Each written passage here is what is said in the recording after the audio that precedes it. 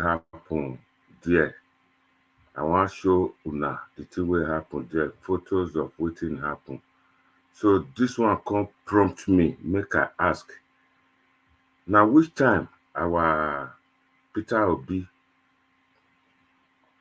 go Osun State? Because to win election for Nigeria, no be only television station, radio or social media. Dem dey do groundwork like our oga dey do, Asiwaju and his running mate. Dem dey strategize for ground. Dem no just dey stay for social media or rely on people for social media make dem dey talk to social media. I know say Peter Obi people, dem don dey come, dem don dey pick me from one corner, dem go just vex dey go.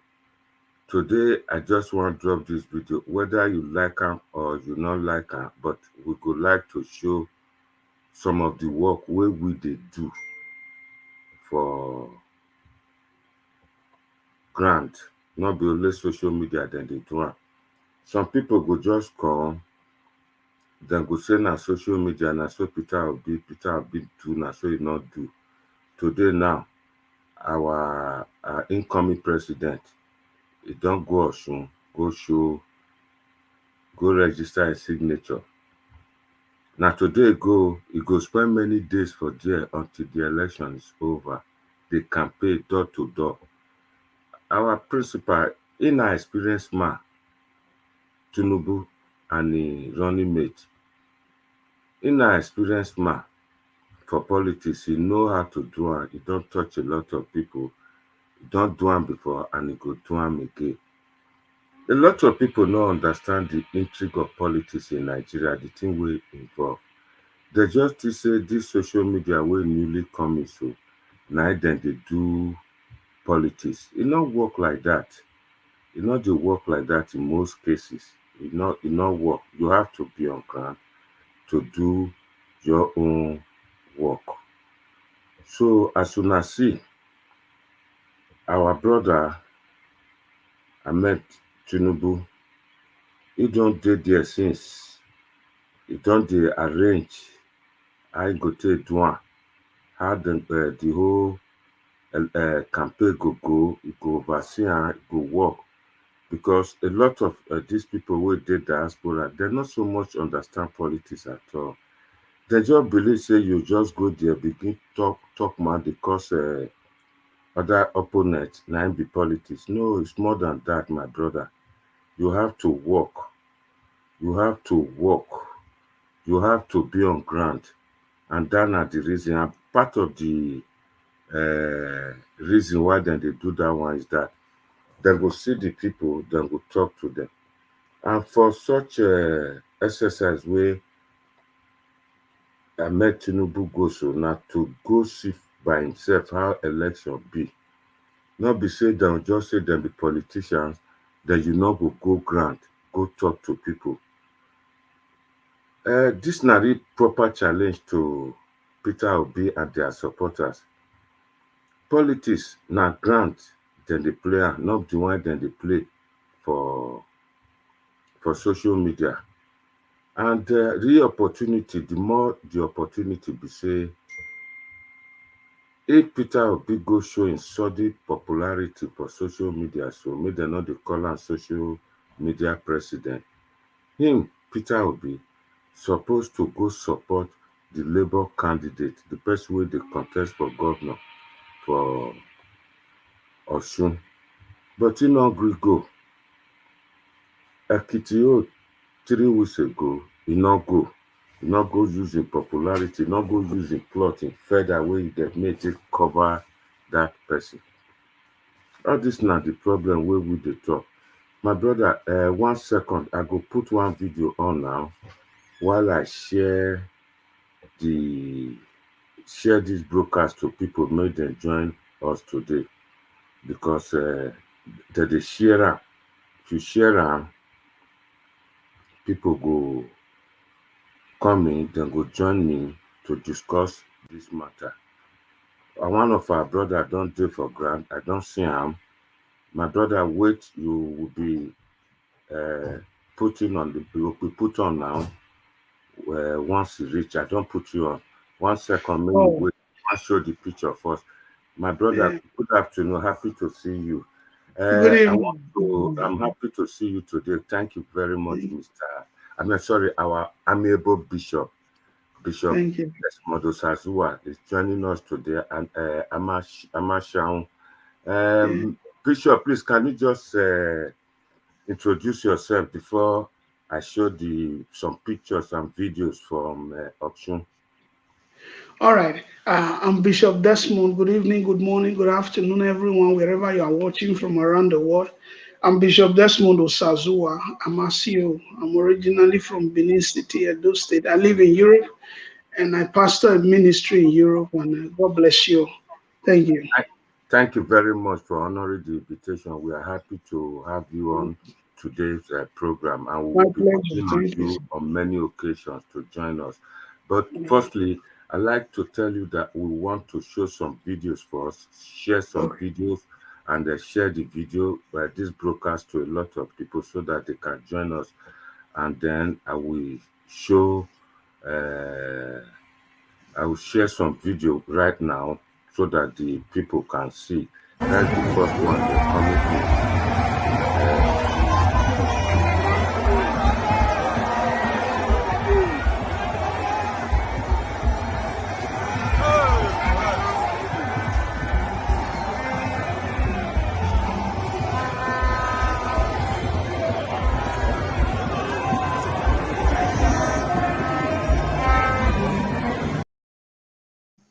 I think you see there a lot of crowd. Nobody expected it. The whole of Ekiti.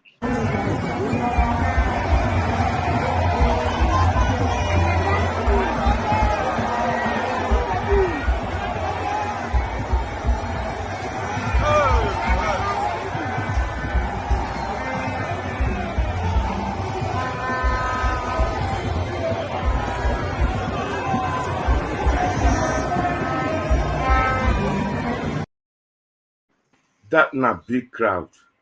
This na person wey dem say not well, he not get certificate, he not get anything. Where Peter Obi go stand for this kind of place now? I believe the day we go do you for Anambra, you not go get that crowd. See mammoth crowd, see people.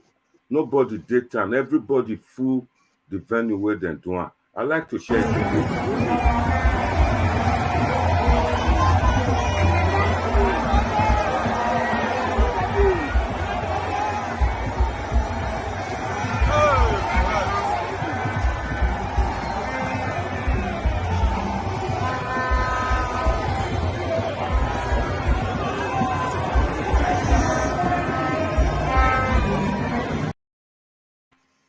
You see, that's the crowd here. A lot coming in, a lot of photos coming in.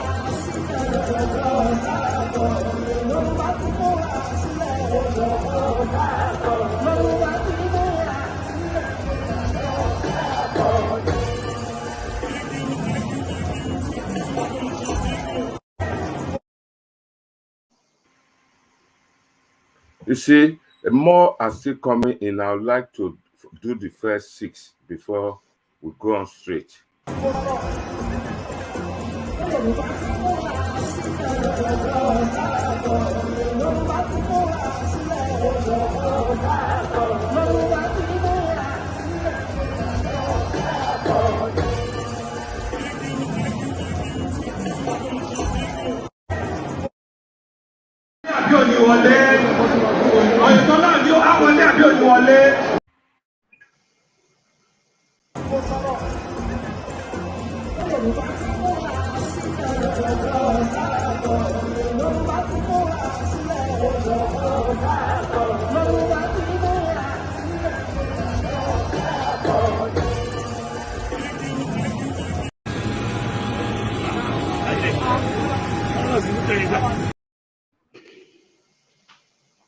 That nah, more photos, more videos coming in 1 second, please.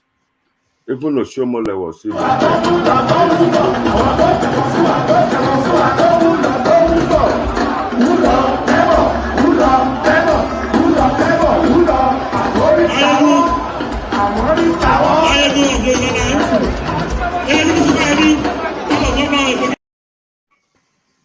That is Tinubu in Osun, live videos there coming in.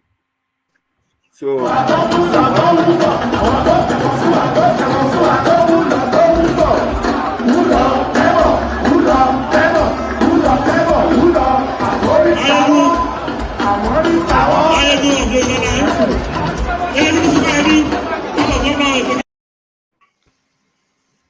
so another one.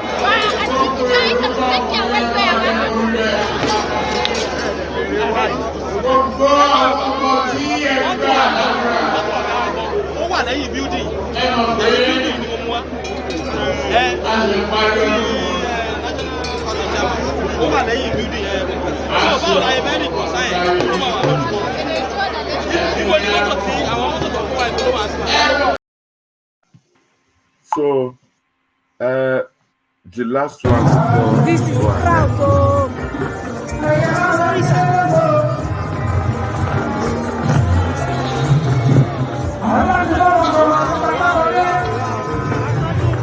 Sorry, Thank you. Thank you very much. Thank you. Thank you. Thank you very much. So my people, I welcome you back again. You see, people think say I dey taunt the supporters of Peter Obi, whichever one I look at, but now the truth we dey talk. I must first of all, and I'll repeat again. You see, me, not be say Peter Obi do me anything. The thing where we dey talk here be say election for Nigeria we know as it be. Because of federal character, then they zone out to different area. And election a game of number. And the purpose of election are to win. When Asiwaju Tinubu choosing your running mate, people begin to say Muslim. And the people where they talk this thing now, people will not go vote for APC for life. But they begin to make mouth. They don't understand how the game of politics be. Here is a situation. They zone presidency to South. Then PDP brought out a Fulani Northerner come out, make it come be their presidential candidate. We in the South, we the one piece. We want make them respect that agreement. Now it make a lot of people, almost all the Southerners, say make a Tinubu get prepared, make he contest the election. Then beggar not be saying force himself for anybody body. So it don't come out now. It don't become the presidential candidate for APC. So as they do democracy, he say okay, he go this selfish. Make him lead the North, make them choose the vice president. Everybody know. For North, about 19 states, 9 day North. 3% of those 19 states, now there 50% or 55% highest the Christians there. And we need to win. We will come from South. We not be loser. We not the carry last. He choose somebody will come from North. They say nah Muslim. And whereas Tinubu himself, more or less na liberal Muslim. In wife, na pastor. Tinubu wife. And Tinubu, the time we take serve for Lagos as a Muslim governor, almost all the positions where they go federal appointment, now Christians, now they give. It don't try well. A lot of Christians where don't put it, don't touch their body, don't make them governors. Go reach to the extent Tinubu, he put Christian vice president for Buhari, this current government. So because then they fear, they are jittery. That's not the reason they begin to talk. As he choose that running mate on Sunday, a lot of people begin to make mouth. But the good news we say, almost all the big people can, Bishop and all of them, then join they support Tinubu. They support him. Oh, ladies and gentlemen, viewers at home, let us welcome our brother. Very great man. He's a lecturer in this United Kingdom. His name is Edwin Igwe. And a great man too, a public analyst and commentator and activist as well. Strong activist. He not the poor hand for the thing we not good, not the support poor people. Mr. Edwin Igwe, you are welcome today. Unmute your mic. Unmute your mic. Unmute it. Press the unmute. Yeah. Oh, thank you very much. Can you hear me now? We can hear you loud and clear, my brother. Yeah, good evening, everybody. Thank you for the invite. Thank you very much. You can see me. I'm just coming from work now. So you are welcome, sir. Thank you very much. Thank you. Today we have Bishop Desmond Osazua there with us. We have shared some photographs, videos of events in Osun. My brother, I would like to take on our brother, our activist, Edwin Igwe. What do you have to say on this Muslim ticket, or Tinubu should not choose a Muslim candidate for this dispensation, for this current dispensation? Sorry, Mr. Igwe, I just have to explain to you. You see this video, this program which I'm doing here, normally comes out on Pidgin English for a lot of the people who live in different languages, so that they can still partake and understand what we do here. But we don't mind if you like to speak big English, but my own, I dey use Pidgin English to explain to our people living in the diaspora. Mr. Igwe, you are welcome today. Go ahead. It's freezing. Can you hear me? We can hear you now. Yeah, thank you very much. It's on the Muslim ticket.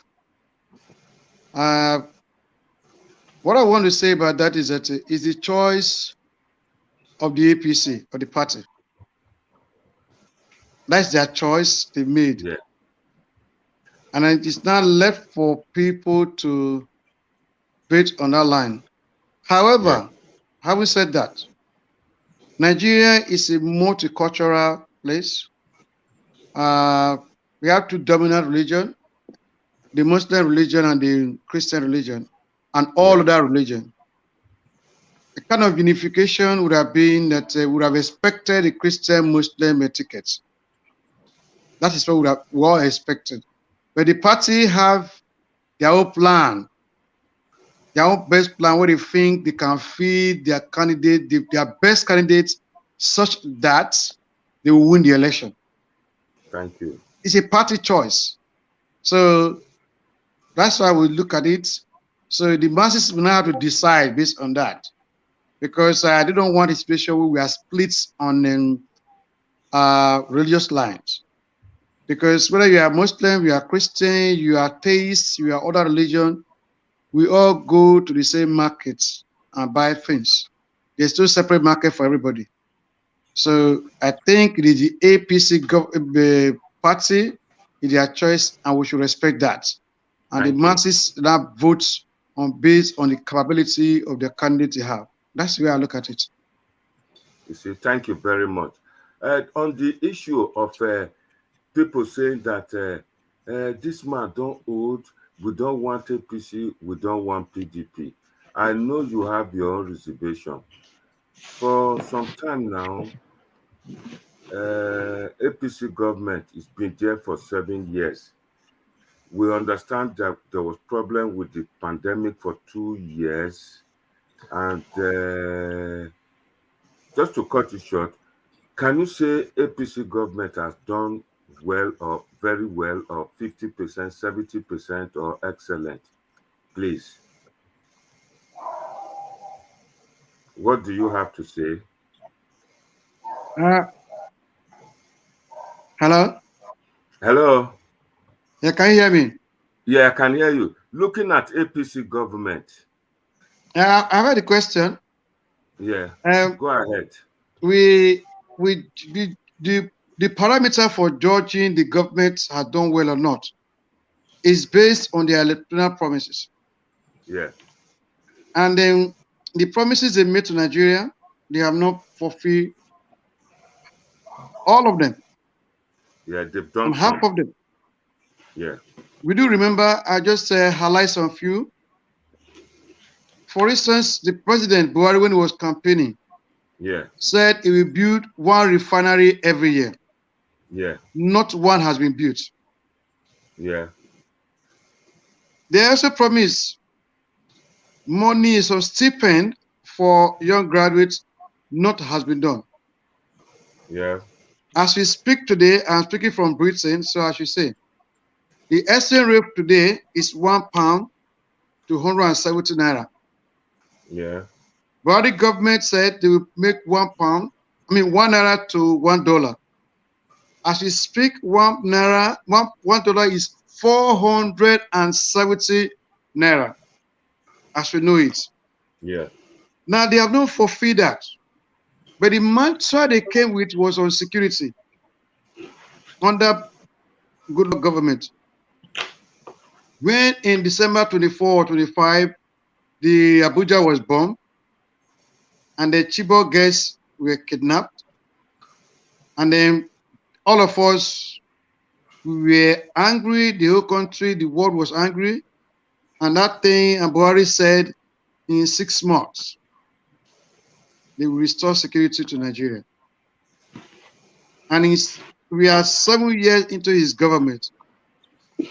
On security, it is what? So if you look at that, if you're judging on that security alone, another indices of judging a government, they have not performed well on that part. So you cannot say in those areas, they've not. There are some other areas they have performed well, but those areas are silent, are very salient, because macroeconomics or macro indices of judging a government Yeah. is based on the strength of their currency. And as today, Nigeria is consuming more than they are expecting. So on those areas, we judge them, they are not done well. On infrastructures, well, to some extent, some have done, but you cannot judge that if they have not been able to give us a light. On those areas, for me, they have performed below average. That's the way I would say it. Okay. I just judge them based on their own Thank you, manifesto. Mr. Thank Thank you. you, Mr. Igwe. But are you aware that Buhari government inherited a government that was subsidizing oil? They can't subsidize oil, subsidized fuel for Nigerians. You know, say before then they import rice to Nigeria. You know, say they build at the moment they left that refinery, the biggest refinery now is in Nigeria. You know that one. Government, a lot of times before this time, often times I dey hear people they talk say uh, government has no business in business. That petrol fuel they can't subsidize them, they can't privatize them, give Dangote. If you Google Buhari achievement, you will see many silent achievement where you talk just now say e dey there, people no dey see am. You see, our government, this current APC government, not be the type where they go about social media from radio station to TV station telling people what he has done. And as for the security, a lot of people are blaming the Fulanis, which I refuse to blame. This matter is coming from a different, from international matter. Just today in Britain, dem talk say dem use drone take kill one of the leaders wey dey disturb, wey dey cause this insecurity for Nigeria. Our president went to Commonwealth meeting last 2 weeks or last week, He told the whole world that the problem is coming from they have to stabilize Libya. That these people, ASWAP, they are the people causing the problem. A lot of our people, wey dey diaspora and Nigeria, they no understand. They'll just dey put am say na Buhari, na colonization, Fulani, this and that. If you settle, it's just like Singapore now or Malaysia. They are close to Japan. They are close to some industrializing countries there. The light of industrialization near them. But on our own, we border around poor countries and unsecured countries. And this now the people wey dey filter into our territory come dey cause problem. Since where they born me, Fulani, Hausa, they've ever lived together. I remember those times we dey call them Ogungudada. And this problem, just a week ago, last week, we hear say they even strike for Denmark, or one country for Europe, because those ones tied their border. But it took them years before they tied their border. So, my brother, I would like you to look at this matter from this angle that I've just given to you again. Can you please go again and see what you can do before we call our brother in Bishop Desmond Osazua? Mr. Igwe, you are welcome. On the security, like I said before, admission of the president, the commander-in-chief of the armed forces, to say they are no Nigerians, that means he has failed. Last week, a whole platoon of military officers were ambushed and were killed. For me to say personally, I am very close to a military person. I grew up in the barrack. Yeah. You beat 12 soldier man, you are in trouble. But today, scores of military men are killed daily. And what the government says is that they are investigating. Kill one American soldiers, 200 will pay for it. But that case, it's not. So what we're saying, that's on the security aspect of it, there's nothing. It's as a military man, you are as a commander-in-chief and a military general at that matter for that to say. To say that people are infiltrating his government, are coming from outside Nigeria, and he's helpless about it, that's an admission of failure. That's where I say it. Also, let's leave it at that. On security aspect of it, he has failed. Because people are talking about these things, the ISWAP or Boko Haram, whatever we call them, or banditry or whatever you call them. They are saying the government know openly. Just a few days back, bandit went to the military barrack. I mean, a medium holding center, prison, and they free over 300 of their bandits. Yet, our citizens are in the custody of these bandits. We can't free them. Yet, these people have phones, they communicate, and they are there in Nigeria. Permit me to say, purely as a general in the army, he has paid. There's no need to say about it. If you say to me, Buhari can eliminate them, can neutralize them, because they are not even their people, he knows that. Then you allow these people. Excuse me. Are you saying it? You the talk and say make Buhari go invade the countries where they No. It's not. No. Admission that they are coming to the country to invade the people, to terrorize the people, and is helpless to do with it, is an admission of failure. As a commander-in-chief of the armed forces. Wait. You go agree, say, before Buhari coming, then they bomb motor park and market, kill a lot of people. No, sir. I agree with you. You know, he came on the mantra of bombing, insecurity in Nigeria. He promised us 6 months he will do something about it. Yes. 7 years down the lane, nothing done about that. So security. But are you aware that then they were in Sambisa Forest? Is Sambisa Forest still ringing bell now? I agree with you. Before he take all the reign of power, he know where these bandits are. Then by now, he should not. He should know. He should not blame the past government. The past government is gone and on. We are talking about today. Now let's leave on security on that. Now let's come to that with the petroleum subsidy. Buhari said it's a scam. Subsidy is a scam. But to him, he is subsidizing. Not even one refinery is working in Nigeria as we speak today. It's a shame that we import fuel for this country. For example, I live in the United Kingdom. BP come to Nigeria, they leave fuel. And they come down, they extract it and they send it to Nigeria. And the price of things are going up. And you promised us that you're going to produce, you're going to, we're credit to him in the 70s, he built some refinery. And he built on that, he will build refinery. Not even one has been built. And all they do, they siphon money from Nigeria by corruption. Let us say that it is. He is the Minister of Petroleum.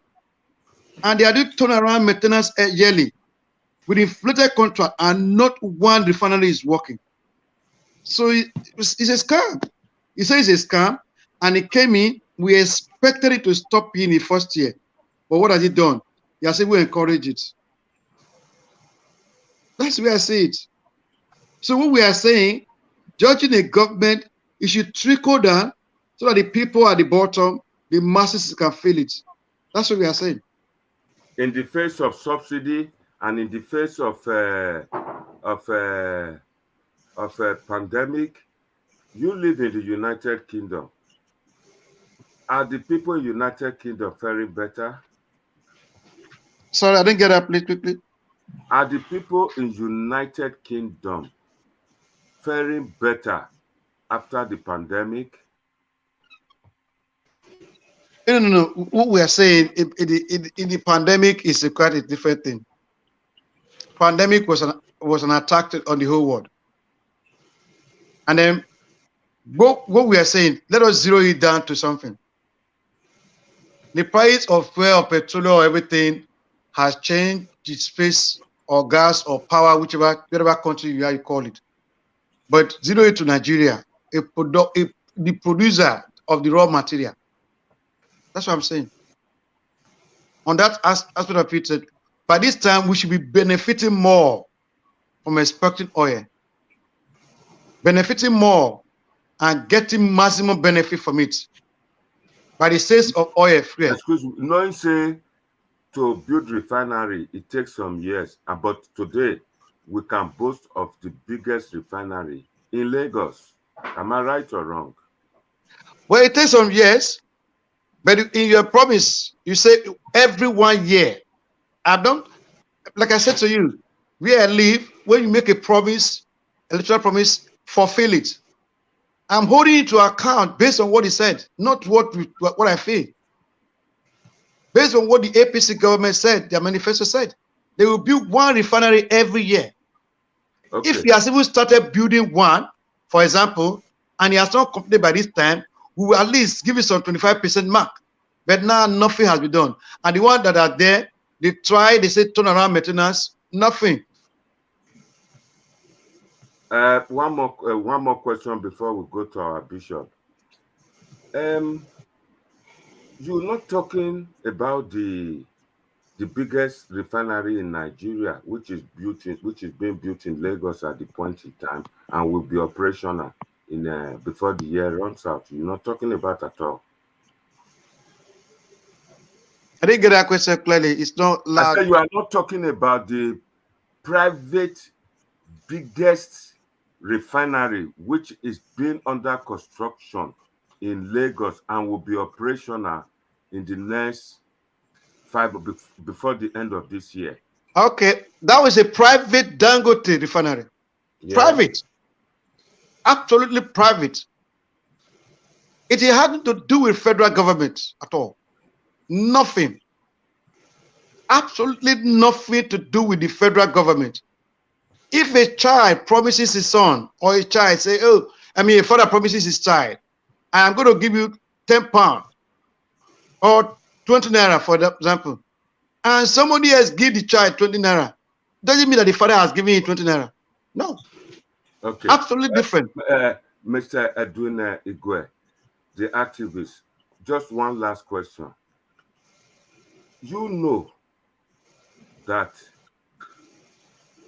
Nigeria capacity to produce the crude oil you are talking about now, which you are saying that they should refine, is 1.4 million barrels a day.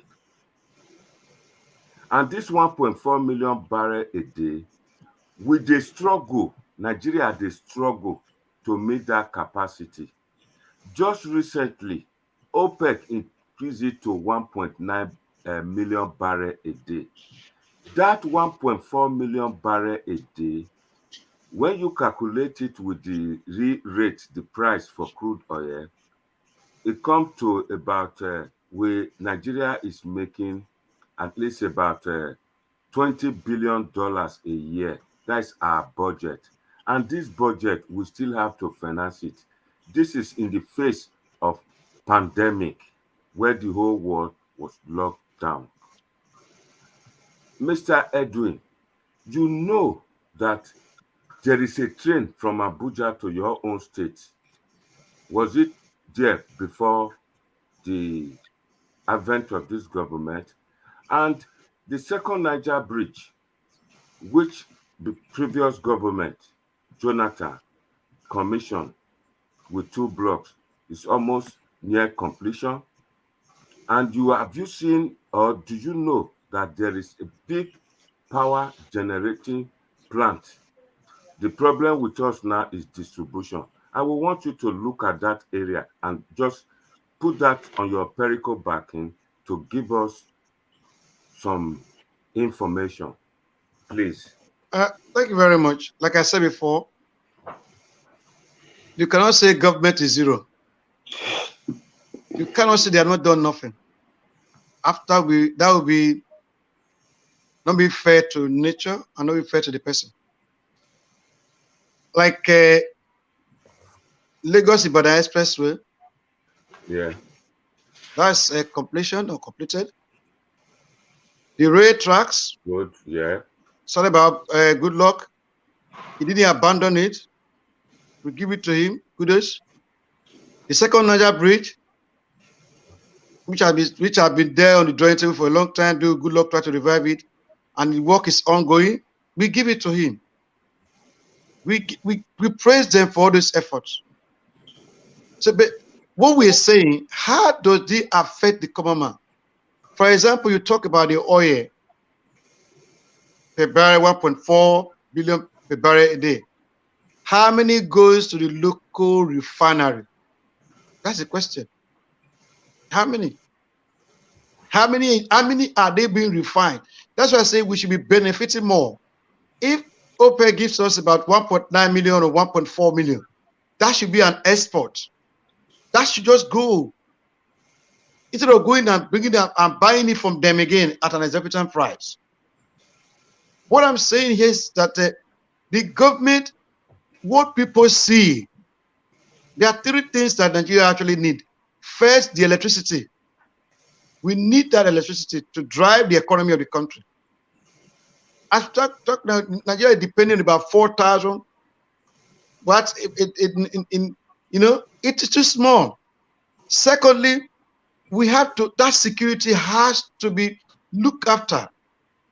That security, I'm still ashamed to say, now the APC government, let us say it as it is, nobody has been sacked.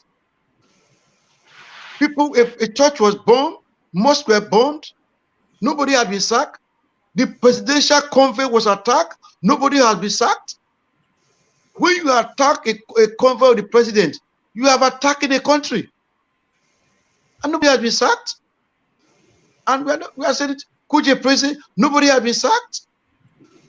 Wait a minute. Are you saying the Nigerians are the That no. What I'm saying, the government should take full responsibility. Look, yeah, when something is being done, look, if he has given that security, as at now, people cannot travel between Lagos, between Abuja, even Lagos and Benin, for example, or Abuja and Kaduna, which is less than 45 minutes, right? Because of security. So what we do need for a common man in Nigeria to say the government has done well, security had to be topmost, and electricity had to be topmost. They promised us all these things. They didn't do that. For example, now we are talking about somebody is talking about them. We take their fighting corruption. We cannot see that the evidence of fighting corruption. So everything should trickle down. What are the government done about it? Kudos to them what they've done. But the majority, 80%, we are not seeing it. The common man, the common man on the street is not feeling it. We are not saying he has not done anything. There are bits of infrastructures, like I mentioned, railway, some of the roads have been done. Fine.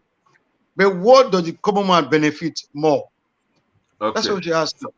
Thank you very much, Mr. Igwe. You see, recently, there has been a sudden surge on popularity of one of the candidates, and that is the person of Peter Obi. In your mind, just be fair. Do you think Peter Obi can do this in 8 years? I know he's been telling the problem of Nigeria, but he's not been able to explain the solution. And are you not thinking that this man, the same thing where they talk, so we don't hear them before, like from the Sowore, like the Gani Faweimi, and like the current government? Do you think Peter Obi can do this within the space of time and with the resources available? Well, very, very much. Thank you very much. I like what I'm hearing and what I'm seeing on ground. It shows that the Nigerian youth are trying to take back what they believe. Peter Obi, like everybody called him now, I think the tide is on his side. You see, what he says, say go and verify. Obi, verify from where? From no. Go to the. We can verify from any fact. That's what he says. From that's what I'm saying. He said when he says something, you see, when he says something, go and verify. That's what he says. Are the people verifying? No. People should take it upon themselves. That depends. The onus is not on the other party to go and verify, not him. He has said what he said. 2, what he has been saying is about the cost of government. The cost of running the economy, cutting the cost of running the economy down. He has exposed to a large extent what they do in government. Most of us don't have that eyes of what happens in government. He has exposed that. And that thing tends to bog well with the youth. And they try to buy into it. And they're not even saying, we know they give shishi. And people are spending money on his behalf, campaigning on his behalf. Can I just say some few things here? In those days, through the student demonstration, in 1989, anti-SAP riot, that one was taken over by students, and eventually it fizzled out. Then come down to 1992, 2012. Nigeria was almost at the verge of protest. Was protesting, they were at the verge of revolution, and nobody to bear the cat. For those of us who were much aware at that time, much involved, we understand what happened then. We were looking up to Abiola because we believe Abiola won the election. Peradventure, those things fizzle out. But today, the youth have taken this to a different level. Look at the answers. These are the answers they try to quell their answers, and it fizzled out just like that. Answers should tell the government that these people are much more organized. But if government refuses to listen, instead they say carry on, do the things what they are doing. Nobody is preaching campaign for Bitabina, and the government, the people, APC, PDP, NNAPC, PP, they are all panicking. They are saying, get your PVC. That's what they are saying now. Get your PVC. So, nothing wrong. It's a new revelation that is going on. And for, mind you, I come from the academy. I come from the academy. On the academy, yeah, when in my days in university, I know Abacha, Babangida kept me at home. I spent 2 extra years in the university for not because I had a carryover or not because I failed, but because he shut the university. The struggle for the ASU doing that is not for themselves. It's for the future of the Nigerian youth.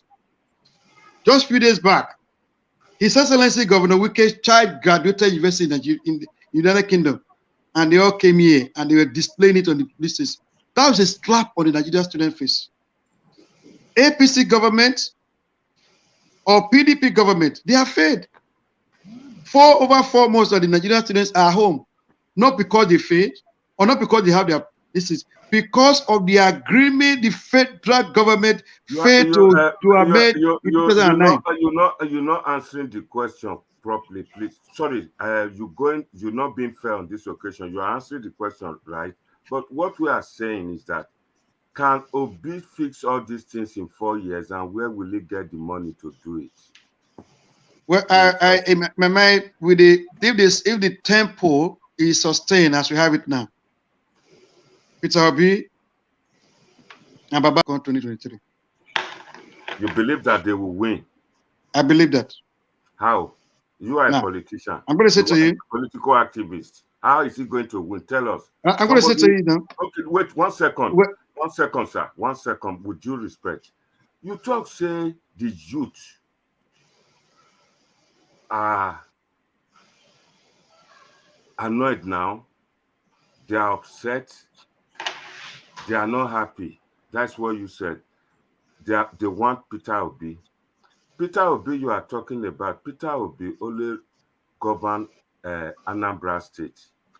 We are talking about somebody who governed Lagos State. Lagos State you can compare with countries, 54 countries. Lagos State is not competing with any state in Nigeria.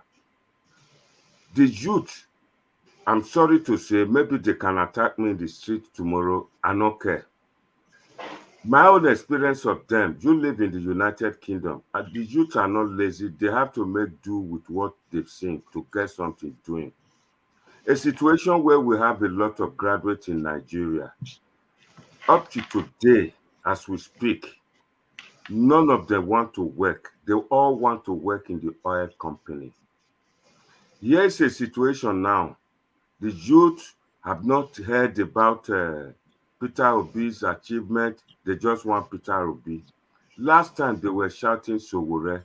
The former time they were shouting Gani Faweimi. Then the 2016 they were shouting Buhari. So where do we go from here?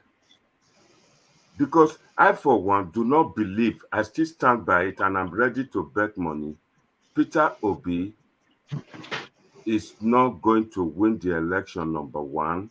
And number two, here is a situation, power has been shifted to the south, and the people are not seeing it that way, that continued support for Peter Obi will more or less keep the power. No, this is my take. With all due respect, Mr. Edwin Igwe. Thank you. I'm happy that you said that Buhari. I'm sure you understand the meaning of protest vote. It was protest vote based on the campaign of the APC using their security architecture. Promise change against good luck government. That's why they won that election. Now we are back in the same situation. No, just point of correction. No, I'm coming. I'm coming. Point of correction. I'm coming to tell you how. I'm going to tell you. Give me 1 minute. Give me 1 minute. I'm going to tell you what I'm saying, that protest votes, we give it to Peter Obi. I'm going to explain. If the Nigerian students, because like I said to you, I'm from the academia. If the Nigerian student nationally, we have about 43 federal and state universities. If 80% of those students vote, because protest vote, because they are behold over 4 months. That is one. Secondly, where are the votes coming from? Lagos State, Kaduna, and Rivers State. Those are the block we are looking at. Lagos State will split. They will split that vote there, because there are disenchantment in that area. That aside, let's come to the north. In Kaduna State, the local government elections held that day. We know the outcome of that election, where PDP swept off APC. We understand that. That's there. Come down to Kano State, where we expect block votes. Ganduje is there. Kwankwaso is there.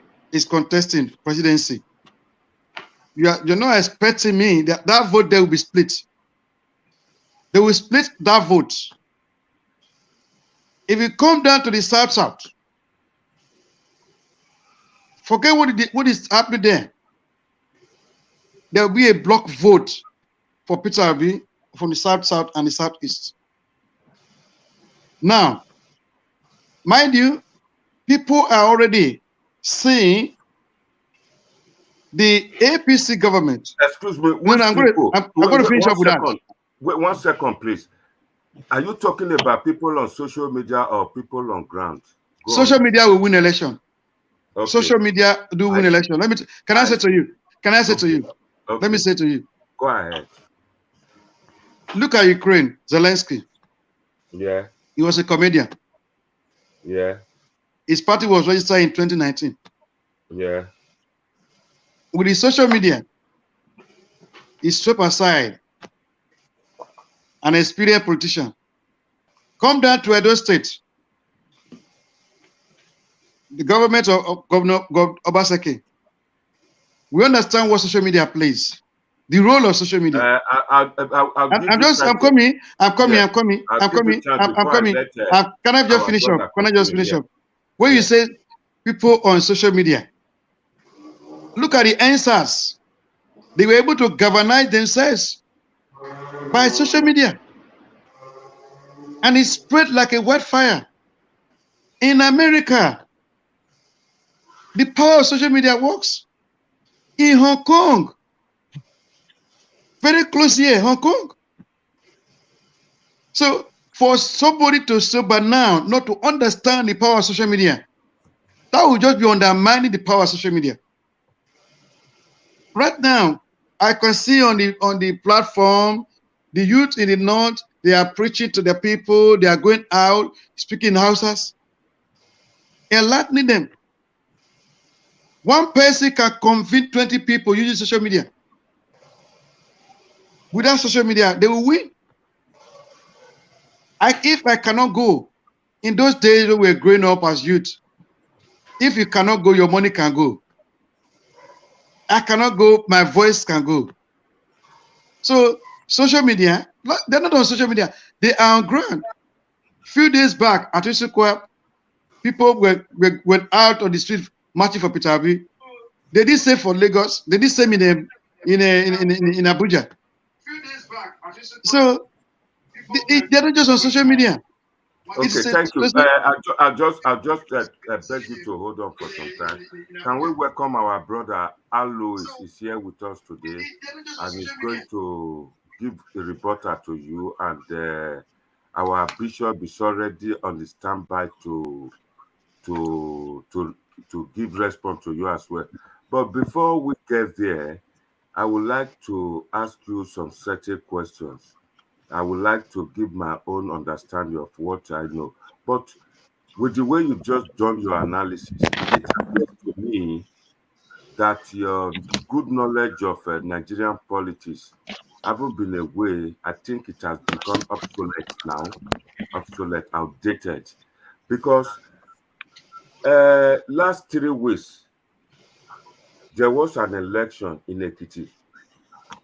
You mean to tell me that there are no youth or university students in Ekiti, and yet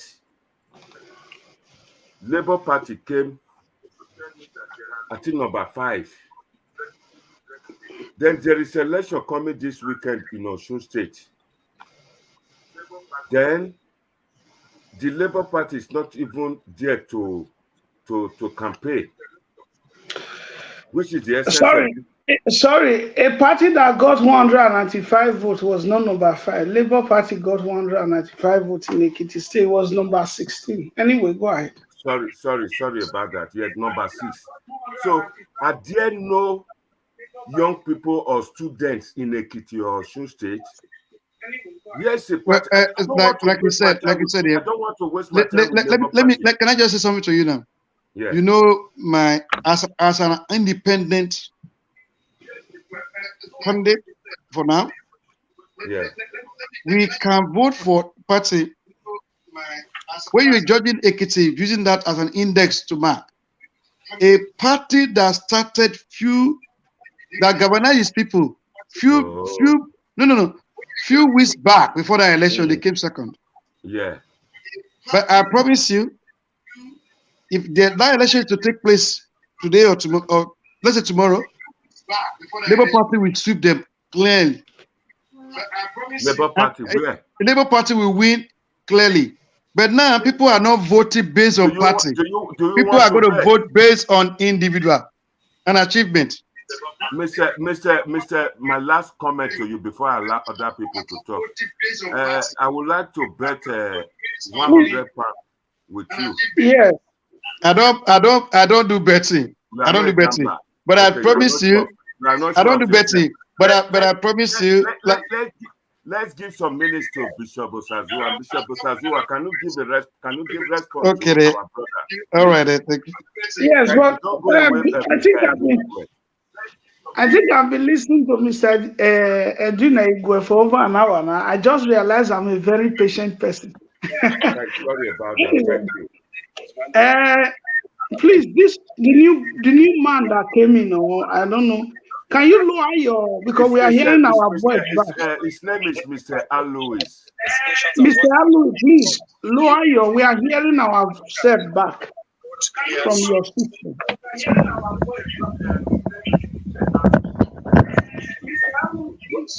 Go ahead, Mr. Only the one you are watching with. All right. Just to respond to Mr. Edwin, I think he's gone. I don't know. It's not he's going to come back. Okay. Just to respond to him, first of all, his analysis was very one-sided because he was talking as if we don't have Tinubu in Nigeria, we don't have the articles, the Tinubu in Nigeria. He was talking as if the only person you have in Nigeria is just Peter Obi. The vote will be splitted, the youth will go and vote. The truth is that traditionally, Labour Party has never been a major voice in the Nigerian electoral years. Yes, mainstream. It has never been a mainstream party. And so basically, the Southerners are not known as voters. If you want to go to history, traditionally, we are not known as voters. We from the South. We are all from the South, most of us here. We are not known as voters. The real voting game is in the North. And so all this one that Peter Obi is doing, campaigning, fine, he got a Northern candidate to be the vice president and all of that. Northern candidate that will not win a local government. Go on. Yeah. He got a Northern candidate who has gone from, in fact, he has gone to all the parties. And any little thing, he would jump away. That is Ahmed Bello. He would jump away from that party and jump into another party. The truth about he has no followership. He's just here, there, that he maybe a few people in his corner there, in his state where he's from. The truth about it is that Peter Obi is going nowhere. He's going nowhere. In Osun State, Tinubu was on ground. They say Tinubu is sick. They say he's this. He can't speak. He was on ground campaigning. At his 70 years, he was on ground in the stadium campaigning. The stadium was filled up, jam-packed with youths. The same youths you said, they are for Peter Obi, they are not for Tinubu. Fine. But result says the stadium was jam-packed. And they were even expecting more people that day, according to the announcement they were making. Okay, that aside. The result came out. Peter Obi party came out number 16 in Ekiti State with 195 votes, while Peter Obi was in Egypt. Didn't go to Ekiti State to campaign for his candidate, his governorship candidate there. And Tinubu came out 189,000 votes in Ekiti State. APC cleared it. Now, when Peter Obi was asked, why didn't you go to Ekiti State? He said he does not know the candidate. Can you imagine? Must you know the candidate? So it's like Peter Obi is the Labour Party for himself. He's not interested about the party. It just shows that he can decant tomorrow. Just like he did in PDP. He will leave the party and jump to a different party. Peter Obi has just given a sign that he cannot be trusted. When asked, go and hear your voice there. He said he does not know the candidate of the party.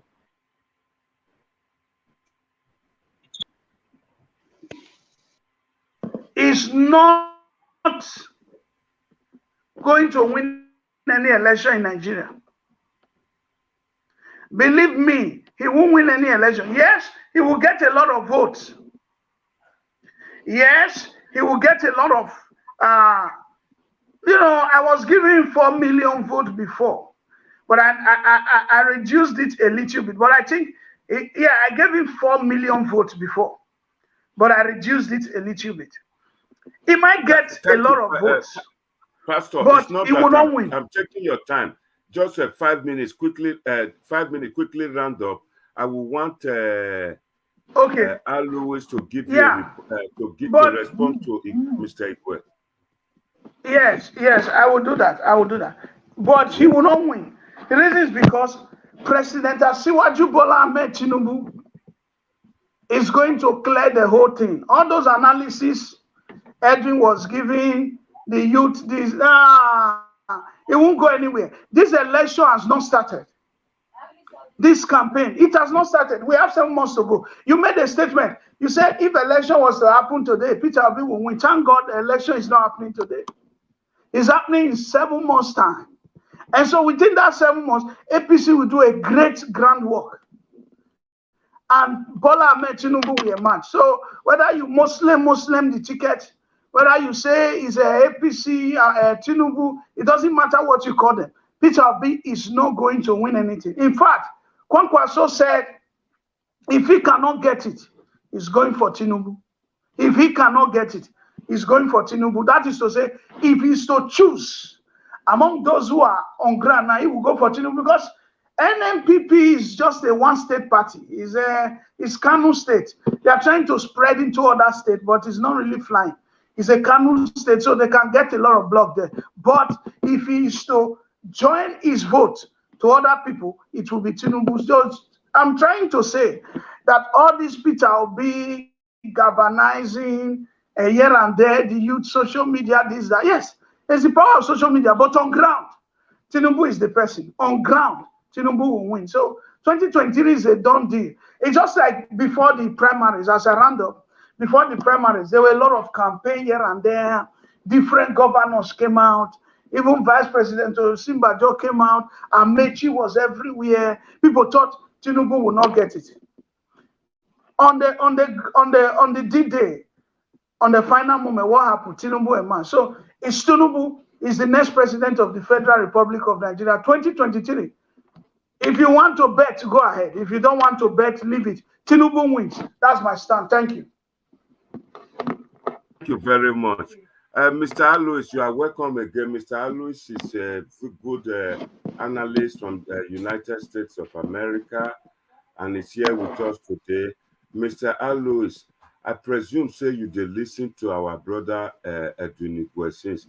I want you to take us through the economic situation of Nigeria since Buhari came to power, vis-a-vis the refinery and the development strategy via the election, the current election in Nigeria, and Peter Obi start.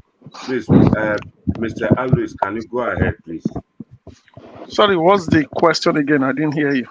The question is that we try to, because our brother Edwin Igwe said the economic situation under the current president, the current government, did not fare well with Nigerians, that they did not meet up their promises, and that when he was, asked further, he said 80% were not met, and that I don't know if you've been listening to us, and that the school, the education, the education system is down, that the students have been away, and that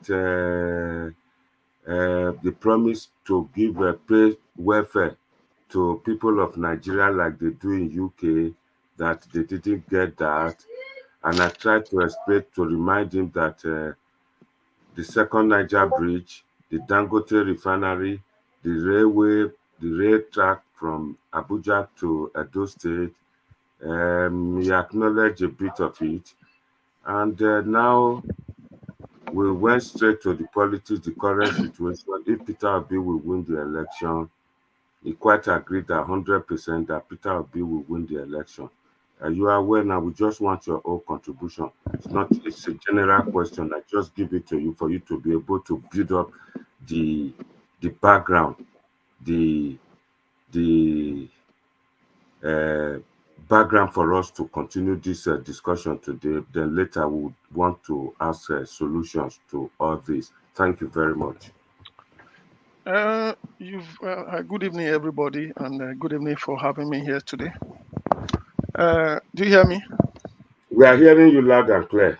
Okay, you asked me many questions, but unfortunately, the person you say has the question is no longer here. He has left. It's here. It's here. No, it's here. Edwin Igwe is here. Okay, so I don't know if I can take all of them because there's so many. You talk about refinery. No, I just gave you the empirical so that you can take the one you want to take. Can you take the development strikes of Buhari first, please? So you talk about refineries, you talk about NSAS, you talk about NSAS, and you talk about developmental projects. Yeah. So let's take before we go to refineries and the rest, let's take the politics first. Maybe that will be easier. So, yeah, my friend said Peter Obi will win the election in Nigeria. I agree with him. Every Nigerian has a right to say anybody will win election, because if you are going to a war, you have a general. The general will not tell you will not win the war. Every general will tell you they are going to win the war. But the real generals are the generals that look at the realities of the war. They look at the facts of the war, and they look at the strategy. Just like my friend mentioned Ukraine. The Russians went there, but they didn't actually look at what's on ground, the strategy to win that war. That's why they partly failed. Now, anybody that is just sitting in his house now and saying Peter Obi will win the election, sometimes I always say to them, it's like somebody who has the salary of buying a BMW car. the salary of buying a BMW car, then he wakes up tomorrow and say he wants to own a Lamborghini. So that is Yes. wishful thinking. That is what that person is doing. That's why a lot of these followers of Peter Obi has got carried away. Now, why am I saying this? Every politician in Nigeria, same as in abroad, the UK, France, or whatever, they all have their strategy.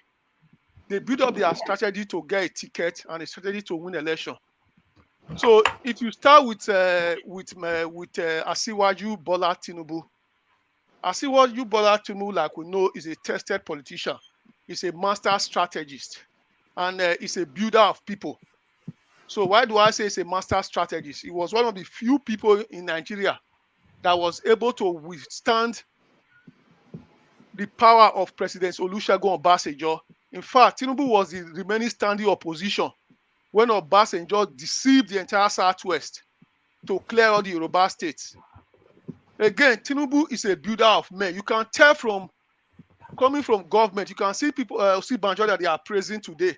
He was unpicked as a lecturer. Fashola, they all praise today. He was unpicked by him. Sanwo-Olu, even Aregbosola, or even the Minister of Information. So that is how you know a leader. A leader is not only creating projects, a builder of men. So again, a lot of people say Tinubu own Lagos. Fair enough. I say to people, it's fair for him to own Lagos. There's no problem with that. But I would like a man to also come and own my state. But when he's owning my state, he should give us refinery. He should give us airport. He should give us big projects. I would prefer such person to own my state and also give me those big projects. Now, what is Tinubu's strategy from day one? Tinubu's idea was to build men, just like Jesus Christ built disciples and say, go into the world and expand. So his idea was to build men. And some of these men I have mentioned, not only in the southwest, but also in the north of Nigeria and in the southeast. So he built these men so that when the time comes, he can call on them. He can call on them and say, hey, I want to be president. You people are my allies. You are people I have supported to be governor, to be this. I want you to support me. Now, if you question that fact that I say that is a lie, if you look at the APC convention, it was very clear when the national chairman of the APC decided to say the PDP has a northern man. Let me pick a northern man. But a lot of those governors, they were people that Tinubu has built. A lot of the House of Assembly members, they were people, the governor, and they said, no, you cannot go this way. It's impossible.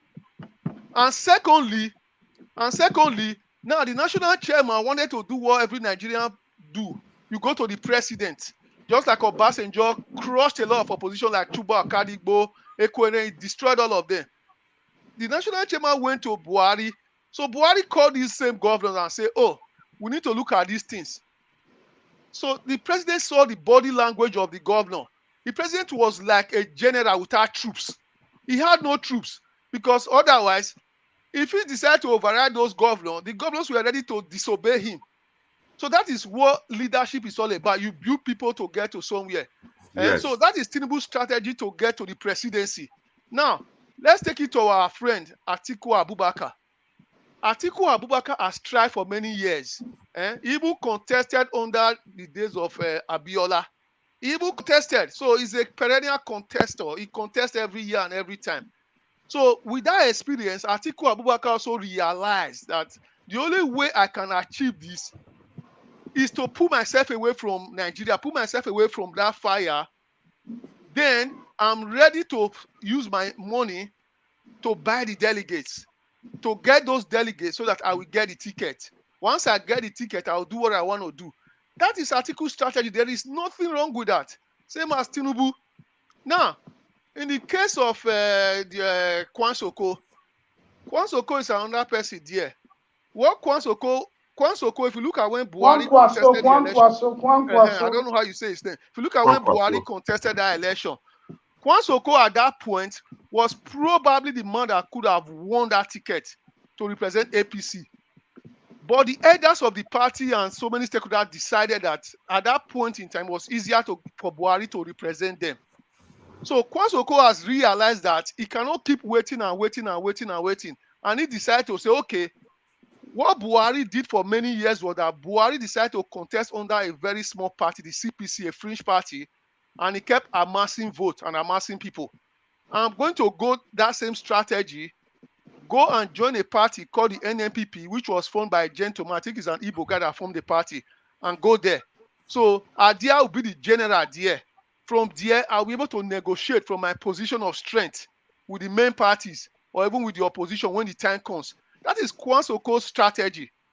Now, if you look at your brother Peter Obi, the popular sensation that is in town at the moment, after Showore was the sensation.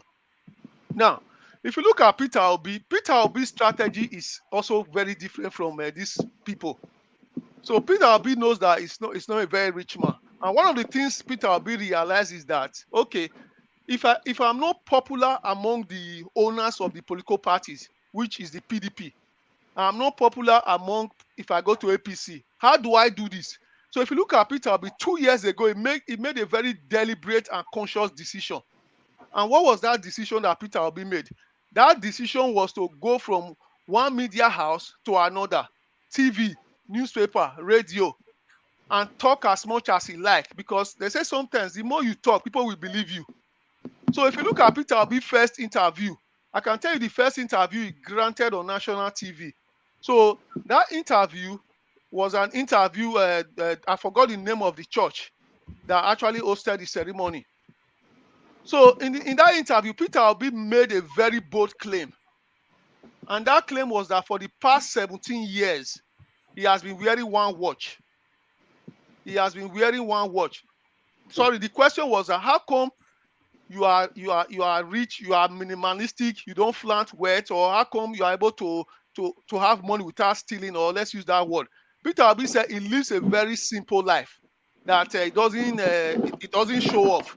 Okay, they said, let me give you an example. He said for the past 17 years, I've been wearing one watch. So this was a very big revelation on TV. So Peter Obi made all these statements. So after that, what happened? A day, 2 days later, people begin to post on the internet, Peter Obi in different parties, in different ceremonies, wearing different watches. He was wearing different watches, and this is somebody that claimed a day ago that he's been wearing one watch for 17 years. So after that episode, you can go on the internet. The whole thing is there.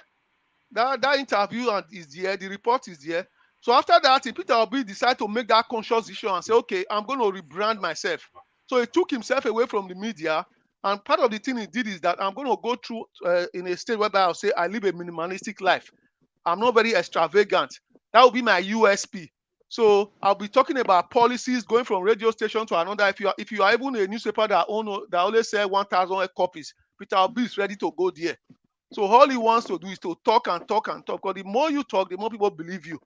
And if you look at the episode of the Labour Party, that is what has happened. So the more you talk, the more they believe Peter Obi. Now, let's go to where my friend said Peter Obi is going to win all those various states that he mentioned. Okay, now, I will not agree with him that Peter Obi will win all these various states. I will, in fact, disagree. Now, there is a very recent example in Nigeria. That example still goes back to, if you go back to the days of Awolowo, you saw what happened in that election, where Awolowo is winning in the southwest, and Dr. Zik is winning in the east. Now, go back to before 1999. Muhammadu Buhari was contesting under a regional party called the CPC, and he kept amazing between 10 million votes minimum in every election cycle. He did not win because he was only winning in one area, which is, I think, is the northeast or the northwest. I don't know. He was only winning in that area. So when it came to the election of Jonathan, that election that took Jonathan away. So one thing the people of the Buhari people realized was that we already have this block vote from one region in the north. So how can we now win? So they said to meet Bola Tinubu and align with him. And one of the reasons they chose to go to the south, they could have gone to the southeast. They could have gone to the south-south. They could have gone anywhere, but they particularly chose the southwest to align with Tinubu because they know Tinubu at that time was controlling the southwest. And if you look at the history of Nigeria, apart from the north, only one region in Nigeria votes in blocks, and that is the southwest. So if you now take the vote of the CPC in the north and marry it with the vote of the Southwest, that is presidency assured. That is what Buhari did in 1990, is it 1999 or when he won the first election. Now, you have Peter Obi. At the moment, people are saying he's going to win everywhere, he's going to win everywhere. Then I ask a simple question. Let's pick one particular state in the north, for example. Let's pick Borno State. Let's pick Borno State. I said Tinubu did not even need to pick from Borno State because APC will win there anyway. I said let's pick Borno State. If you look at the history of Borno State, let me leave Borno State. Let's pick Zamfara State, since Borno is the deputy. Let's go to Zamfara State. If you look at the history of Zamfara State since we've had election in Nigeria, they have never voted for the PDP. They have never voted for any other party. Under Obasio, they voted for ANPP. So when APC came, they voted for APC. So are you now going to tell me that in 2023, this state that always vote for that party will just change automatically and say, Labour, take all the 1 million votes? Even if you live in abroad, or you live in America, or you live in Canada, or you live anywhere. If you go to America, people love to make those examples. The state of Illinois, presidential election, doesn't matter how you put on the ticket. Even if you say GOAT, they will vote for Democrats.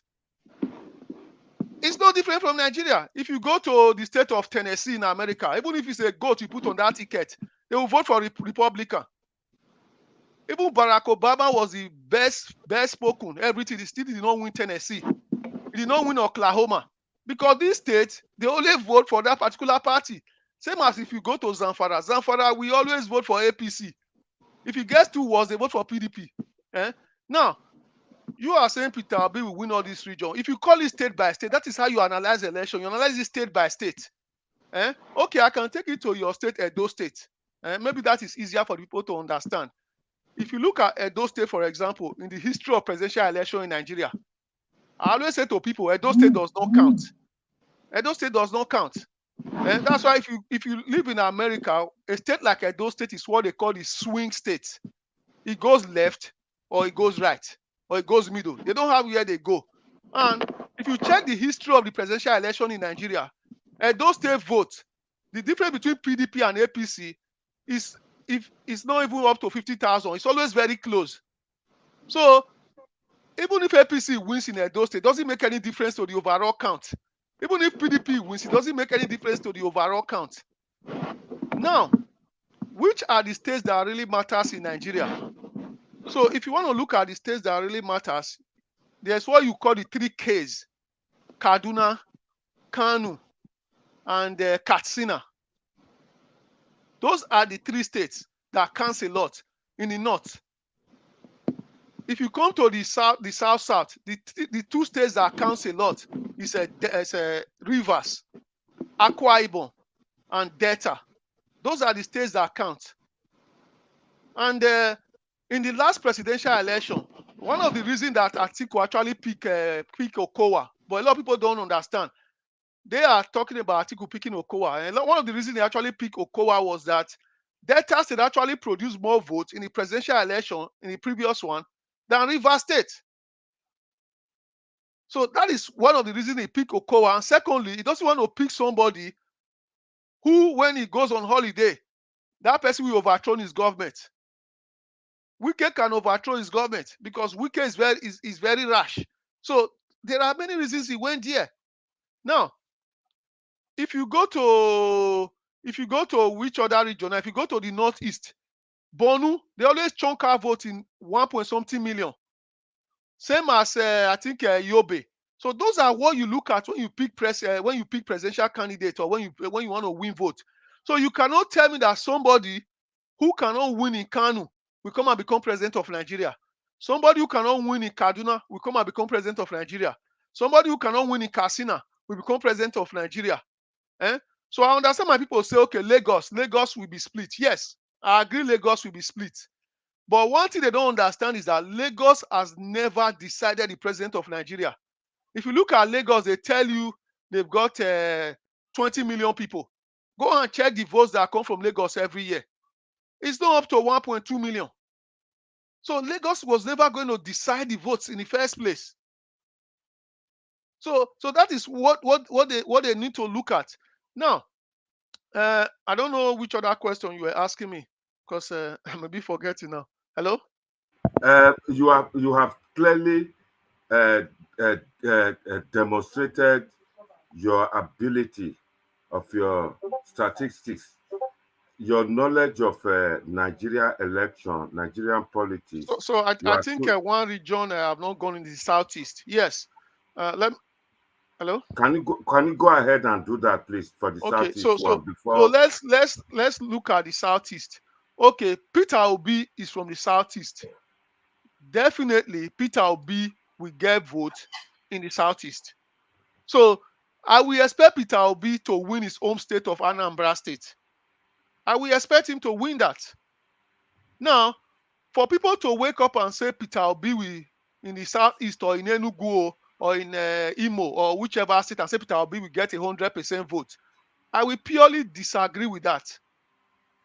So one thing they don't understand is that you don't win an election alone by being a candidate. You win an election with your soldiers. And part of the reason you have to understand with this whole thing is that the governors of these states are the biggest soldiers. They are the biggest mobilizers. Now, there is what you call voter suppression as well. If you look at a state like Enugu State, for example, now, the governor of Enugu State wants to be a senator under the PDP. The governor of Enugu State wants to install his preferred candidate as the governor of Enugu State. Now, are you going to tell me that the governor will go around in Enugu and be campaigning to people and say, don't vote for me, I'm in PDP, don't vote for me, go and vote for Labour Party? The governor will not do that because he himself needs vote. And these same people who are loyal to Peter Obi, many of them are still loyal to the governor of Enugu State. So this is what you look at. It's not just a question of say, oh, Peter Obi is a purist or is the best man for the job. At the end of the day, it all boils down to voting. Now, there is one other things I need to address before I clear the floor to my brother. He talked about the issue of NSAS and the rest, and people are rushing to vote. Let me tell you one thing. There is one thing that INEC is not telling people. There is one thing that INEC itself is not telling people. If you look at all the people, do you hear me? Do you I hear can me? hear you loud and clear. I can hear you. So if you look at all the people that is trooping out to go and register, it's very good. More people should register to vote. But what INEC is not telling people, what INEC is not telling people is that majority of the people who are registering today are likely not to be able to vote in the next election. They won't be able to vote. Do you Why is understand that? me? They Yeah, won't be why is able that? to vote. Now, so it is one reason, it is one process to register. It's another process to get your voter's card. Don't forget, you cannot vote without that permanent voter's card, PVC. Now, before Peter Obi sensation started, don't forget, INEC has been registering people for the past 1 year, and there were two deadlines. One of the deadlines was for May 30th, which was for online registration. Then there was another deadline, June 30th, which was for physical registration. Now, once INEC collects all these data that they capture, these captured data, they are not done as come as you go. It's not pay as you come. They are done in batches. Do you understand me? Do you hear me? Well, we can Hello? we can very well we can hear you. Go on. So these captured data are done in batches. And one of the things that a lot of people don't know is that these voters card, once they get those data, they have to clean those data. They have to filter it so that there will be no double registration and different things. This thing takes time. And secondly, once they've done with all this process, this PVC that you call today is not printed in Nigeria. It's not Yes. printed in Nigeria. It takes a minimum of 1 year for those voters cards to be printed and returned to Nigeria. And election is in February.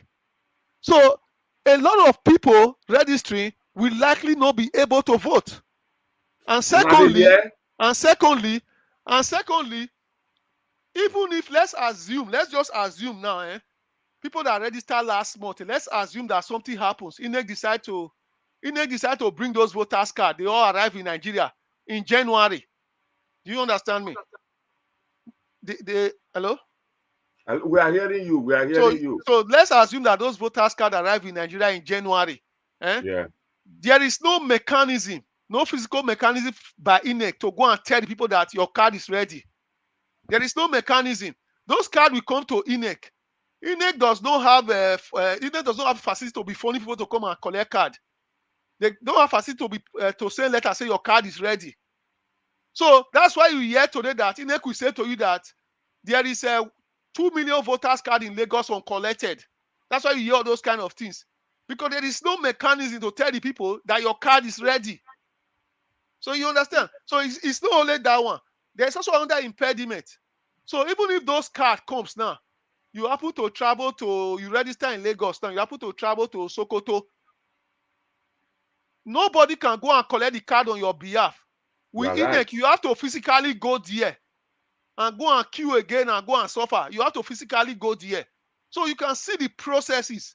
So there is no guarantee that those people who have registered will vote. But INEC is not telling people. But that is the reality of the show. That's why we say elections is not about talking, it's about practicalities. It's about process. Same as that registration. But a lot of people don't know this. So you understand. INEC on his part, the right thing INEC would have done would be to end that registration. But because of people we accuse INEC of say INEC wants to ring the election for the ruling party, or INEC wants to this or that, INEC decided to say keep registering. It's like it's telling people to register without assuring them that they will get the card. That's what INEC is doing at the moment. So you understand. You have really clarified the air. You have really tried. Honestly, I don't know how to thank you for this clarification. Edwin Igwe is here again. He's going to join us, but it's already with us. Before then, I just want to play some, show some video, and for the benefit of those our Yoruba listener. I can't get Bishop Osazua. It seems he's worried about your assertion. A lot of likes are coming on Facebook because of your analysis, how Louis. No, the easiest thing to say is that I can sit down here.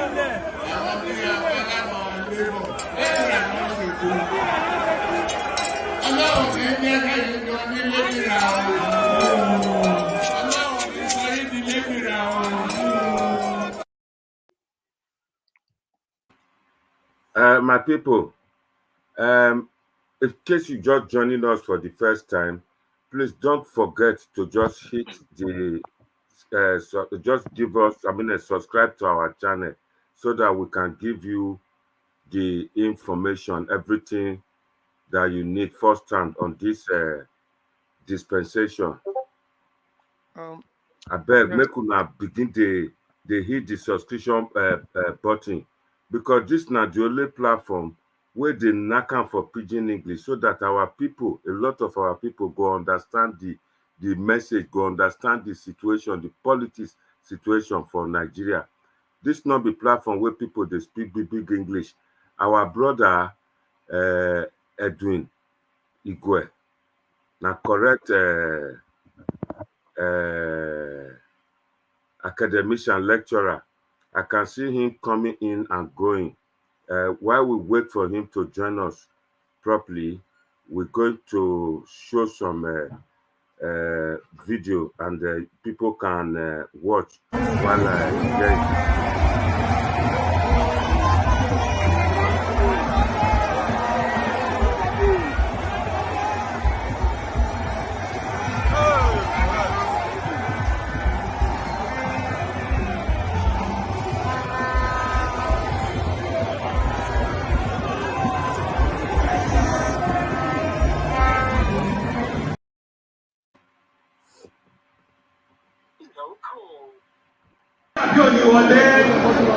Oyètọ́lá ni ó wọlé àbí òní wọlé yóò wọlé ẹ̀kan sí Oyètọ́lá ni ó wọlé ẹ̀kan sí wọ́n fẹ́ bọ́ọ̀kọ̀ yóò wọlé ẹ̀kan sí Oyètọ́lá ni ó wọlé ẹ̀kan sí wọ́n fẹ́ bọ́ọ̀kọ̀ yóò wọlé.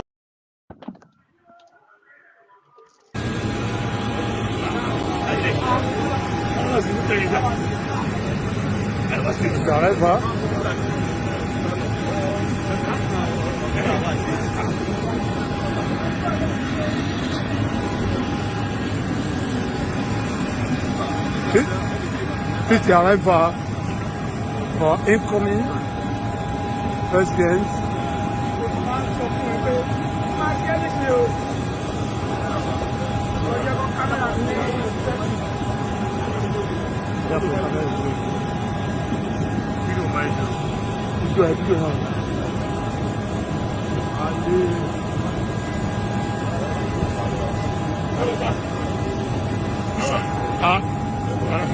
For incoming president.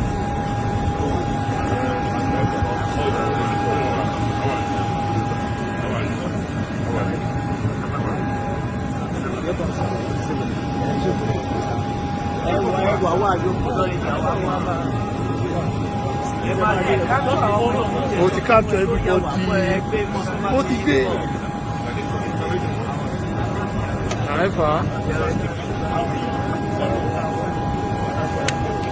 Our brother will continue with the video. Our brother just joined us again now, Mr. Edwin, lecturer in UK, here with us. Mr. Edwin, you are welcome. Always as leading lots of transactions, don't talk many things when don't talk say how the election one second. On your mandate, disaster. On your mandate, on your mandate, on your mandate, disaster. On your mandate, disaster. On your mandate, disaster. On your mandate, on your mandate, on your mandate, disaster.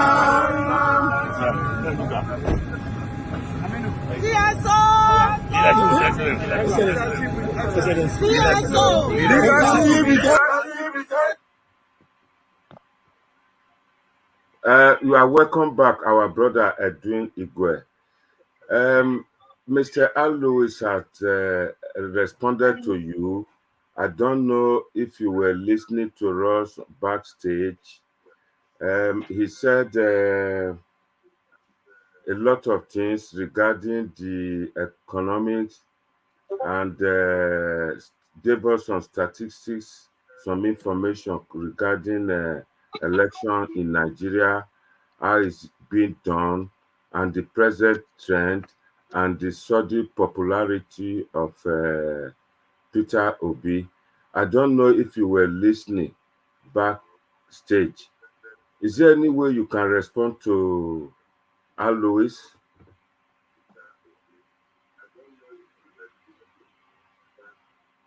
Or do you want Alois to recap? Hold on a minute. I've heard most of your discussion and I've heard most of your argument, strong argument for APC and your candidates. Very well articulated.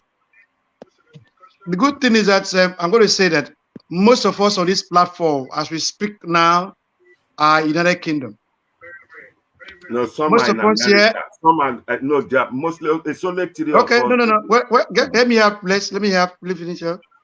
Some of them are. Let me finish up what I'm going to make my listing. I'm not casting aspersion on anybody. Most of us here, United Kingdom, Germany, Europe, America, Canada, Nigeria.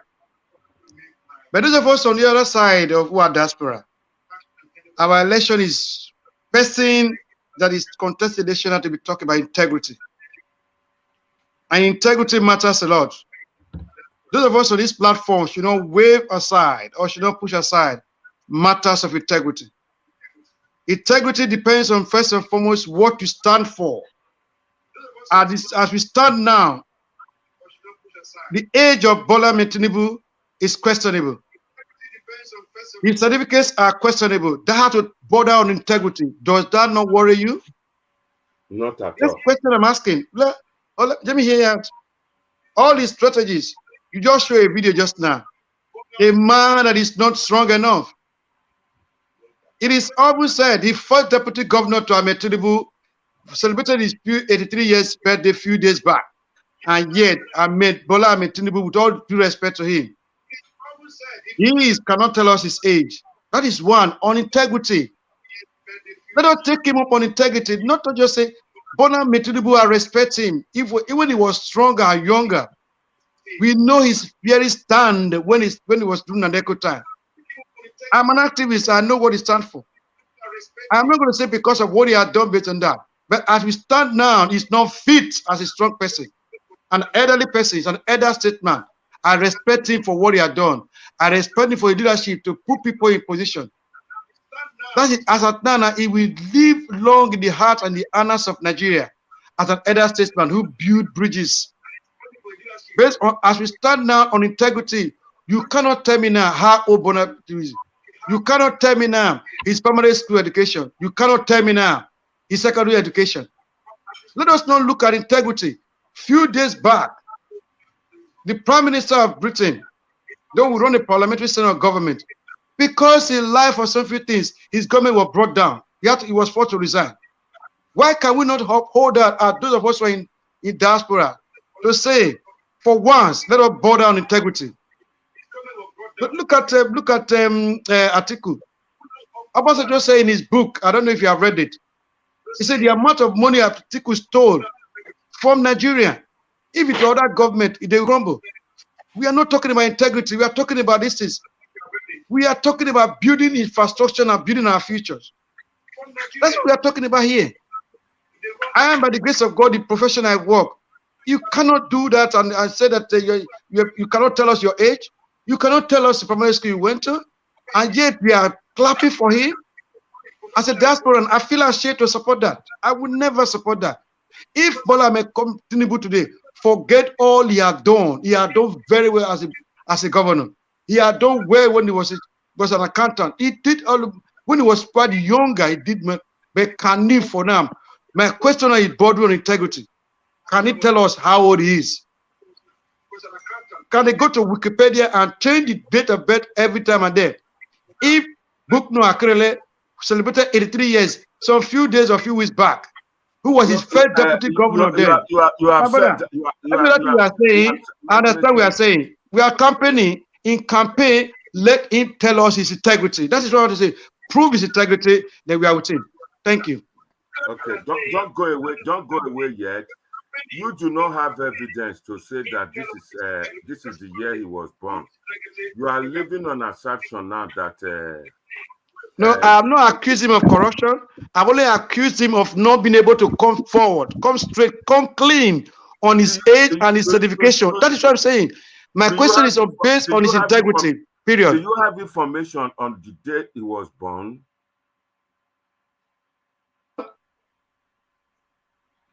I'm asking that now, but I'm going to leave Alois now to give you a rebuttal on that. Mr. Alois, are you there? Hello. Hello, Mr. Alois. You just heard what Mr. Edwin Igwe just said.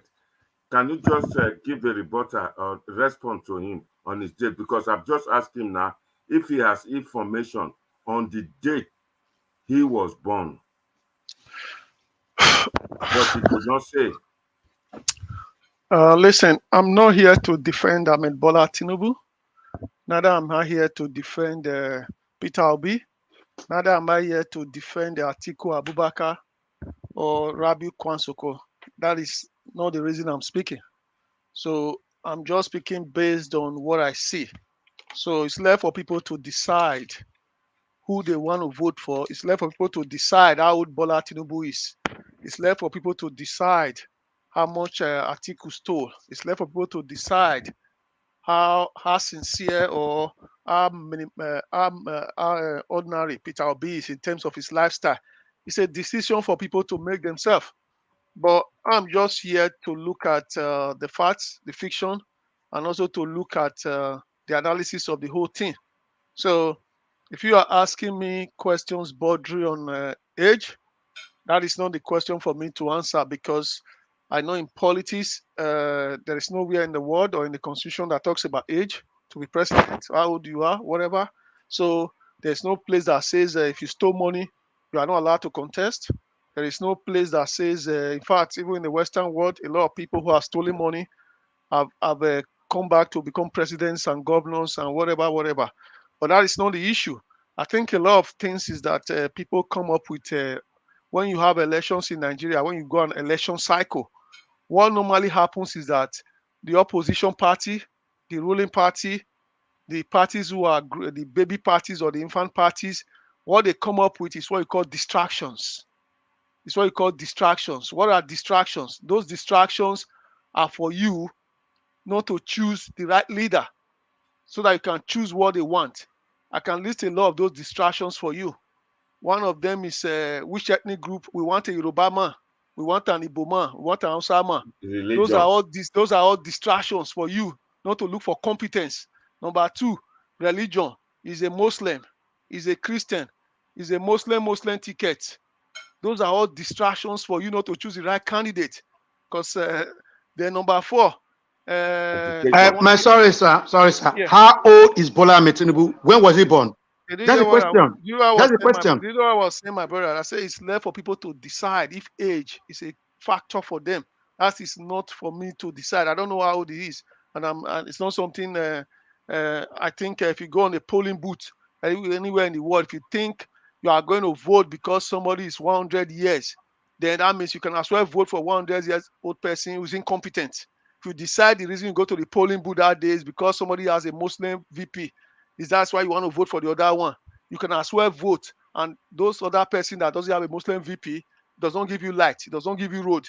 Those are the distractions they give to you when every election comes. The point is, you talk about the Western world, the most important thing is competence. Whether you are a 15 years old boy, a 30 years old boy, a 90 years old person, it's competence that matters at the end of the day. So as for the Muslim ticket they talk about, it's left for Nigerians to decide if they want to vote for a Muslim ticket, because after all, they have a choice of religion. But if you zero into this whole thing at the end of the day, we've had Muslim Christian ticket. What has happened? Has it changed Nigeria? We've had a Muslim president before in the era of military rule. Did it change Nigeria? So these are the distractions they give to you because they don't want you to look at competence. They want to give you all these side issues, all these different side issues. So instead of look at the competence of what you want to vote for, you start looking at the side issues. So whether you give me a Muslim or a Muslim ticket, it does not change developmental projects. At the end of the day, we have a Muslim VP. As the most Christian VP at the moment, has that Christian VP turned the whole south of Nigeria to become Christians? Thank you. Has he stopped bandits from running Ronigbe village? No, No. because these are the distractions they give to you. Same as when they wanted to remove Jonathan, they gave you a distraction. Oh, by the CBN governor, 40 billion or 25 billion is missing from the treasury. So the whole Nigerians believe when Nigeria doesn't even have 25 billion in its account of dollars. So these are the distractions they give to you so that you elected incompetent in Buhari. They gave you that distraction. Jonathan stole 25. You went ahead and elected incompetent Buhari. 2023 is coming. They are giving you different distractions now. That's what they are giving to you. Instead of looking at competence, people look at religion. They look at ethnicity. They look at different things because these politicians, they don't want you to elect competence. And it's the simple truth. And it will keep going on in cycles. Now, the issue is whether Nigeria will be fixed in the next presidency. As far as I'm concerned, we've looked at it. If you like, elect Amebola Tinubu. If you like, elect Peter Obi. If you like, elect Rabi Kwansoko or Atiku. The same complaint you are complaining in 2023 is what you are going to complain in 2027. It's going to be the same complaint because the problem of Nigeria is not about changing the president. It's not about changing the president. They change the president to deceive you. It's never been about changing the president. It's about addressing the fundamental issues that's affecting the country. Correct. It's about addressing those fundamental issues. And none of the presidential candidates, whether all the names I've mentioned, has even talked about addressing them. Then all they talk about is either I'm a Muslim ticket or either I want to cut a cost of governance. I want to cut that. Even if you cut 10 billion from cost of governance, that 10 billion is not going to give you a refinery. That is not the issue. We have to address the fundamental issues. My friend made mention of oil refineries and made mention of Singapore. Now, I'll give you one simple fundamentals that we need to address. I'll use the case of Singapore, but I don't like to make example with countries like this because we are not in the same line. It's like you are comparing a championship team or a League One team with a Premiership team. Same as when people make example with America. I always say to people, stop. These are different comparison. These are people who have already fought wars, first world or second world, before they even formed Nigeria. Correct. They've They're even fully from fought different many wars in America before they even talk about Britain coming to take over Amalgate Nigeria or even Benin in 1897. So what you are comparing makes no basis. Yeah, the Chinese that defend the modern China. When China was Nigeria today was what China was in 1940 somethings. If you go and check China, then China is poorer than Nigeria. But when the leader came together, they decided to address the fundamentals. And one of the things that Ma said was that we should stop comparing ourselves to these Europeans or these Americans because we are fundamentally different. We have to find a system that works for us. So Correct. Nigeria today, probably they don't want to. Now, my friend, I talk about Singapore. I'll give you a simple example of Singapore when they address their fundamentals. If you look at when Singapore was coming up, what Singapore realized is that, okay, now we know where we are standing. We are in the middle of the Asia. We've got Japan here. We've got the other one, got the other one there. We are in the middle of a big sea. One of the things they realized was that let us work on our comparative advantage. And what was their comparative advantage? Because of our location, we are going to focus on shipping. We are going to focus on oil refining. Singapore does not have oil like Nigeria. Because of their location, they decided to start building refineries, which is to say they will collect crude from somebody, refine, and resell. Same as in shipping. That is what Singapore do. Those are the fundamentals. Now, that is one fundamental when it comes to defining the structure. Now, the reason sometimes people talk about the issue of Lagos, if you look at Lagos today, Lagos has a system, it has a projection, it has a plan. You can see every governor that comes in where he's working towards. Now, for Nigeria as a country to be in that position, it cannot be solved by Tinubu or solved by Rabi Kwansoko. It has to be an agreement between all the political parties, all the main parties, the PDP, the APC. Okay, let's see how the Labour Party to it and say, okay, now this is Nigeria. We want to have a vision of 2050. This is what we need to do. These are all the programs, even if it's about road construction, building airport and whatever, these are all the areas we're going to focus on. And that Yes. has to be signed into law. And every government that comes must follow it and do it. That is how you build a country. That is how most of these countries you're talking about, that is how they were built. But at the moment, what you have is government whereby somebody will come in, he will install the previous one, or we abandon the project of the previous one. But to the credit of this present administration, if you compare it to all the government before him, he's the only one that has continued with all the projects that he came to meet. Correct. But there is still no vision. We still need a vision. That is what the country needs. It's not about changing government. If you remove Buhari tomorrow, you'll be happy. No new government or Obi has come in 2 years. You'll be happy. After 2 years, the same cost you are causing Buhari, you'll still be causing Obi, because we are not addressing the fundamental issues. The same cost, restructuring, we are not addressing it. So people can shout today. This one is pure. The same cost you cost Buhari today, you will transfer it to Obi, you transfer it to Tinubu, and you'll be back to where you are in 2027. Play You this are video right. then. You are right. You are right. You are very right. Are you there? Yeah, I've made my point. Okay. Thank you very much. It appears we've lost Mr. Edwin Igwe and Bishop Osazua. On this note, I want to first of all thank you before I go on with the photograph and video of the campaign in Osun State.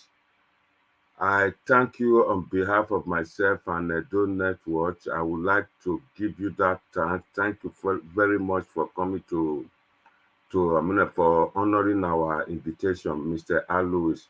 We really appreciate.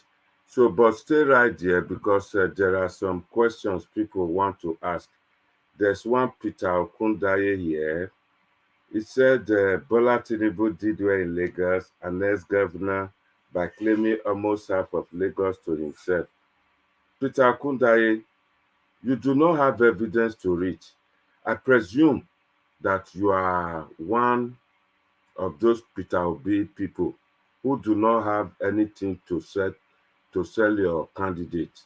All you do is to bully people. You have right to your own opinion. But I cannot imagine you making this comment when you have no evidence. We are talking about Lagos. Lagos is not competing with any state in Nigeria. I've said that in the morning today, that Lagos is competing with 54 African countries, the economy, 54 African countries. So for you coming out to say Lagos, this one, the Tinubu took half of it and this and that and all those things, it's just baseless, mate, because that really shows that you lack the knowledge of events in Nigeria or what you know about Nigeria before coming to overseas are now obsolete. I don't know if Al Lewis would like to give you a response to that, but I think I've said the obvious now. How did he steal the money in Lagos? No police arrested him. No, we have all security agency in Nigeria investigations and all. Nothing was done. So for you saying that, that means your assertion or your accusation is baseless. Then another question here. Frank Lewis said Mr. Okundaye is correct. Do you have evidence, Frank Lewis? I left you here to be making comment here now. You see, now it's my turn. You people from Peter Obi, you do not have any evidence of this. And the same people, some of you now they go talk, say Peter Obi get house for London. He get this one. They say he don't sell drug before, he don't do this, he don't do that before. All this now the thing where Al Lewis speak about just now. Say when election day like this, now so people they come up with different distraction and bad information. You do not have it. Because I've just told you that there is no way Peter Obi will win election. You people started coming to say it's still money for Lagos. Which of your money? Tinubu never can do governor for your state. You come from Edo State. Tinubu not do local government. Which of your money thief now? Did you live? Do you live in Lagos? Or you get property for Lagos or you voted for him? Frank Lewis, which one, where you are saying Kundaye is correct. I see correct. If you get your full address now, make Tinubu send you paper come for defamation of character. I know you can't talk. You don't have evidence. You are saying yes there now. You yourself, like you, Frank Lewis, you will not go to Nigeria to go and vote. All you people do is to put China phone in front of you and start commenting nonsense for platform. Early this morning, I tell you, I say, anytime we go there, go to spew nonsense there. I ready, I go analyze una video and I go the cure una madness one after the other. I not talk so they come beat you now. As you just talk and go bring and come and we will analyze and then we go, people where they watch us go know who they talk lies. You understand? Frank Lewis, you are welcome. May you subscribe to this video so that may you see everything where they happen, so that you better inform. Not be the one who now they talk where all those people where they go platform they tell you now. We are not into that. But before them, help me thank Al Lewis for coming. I go show you video. Person will say thief money, state where do governor. Make I show you today for Osun. Yeah.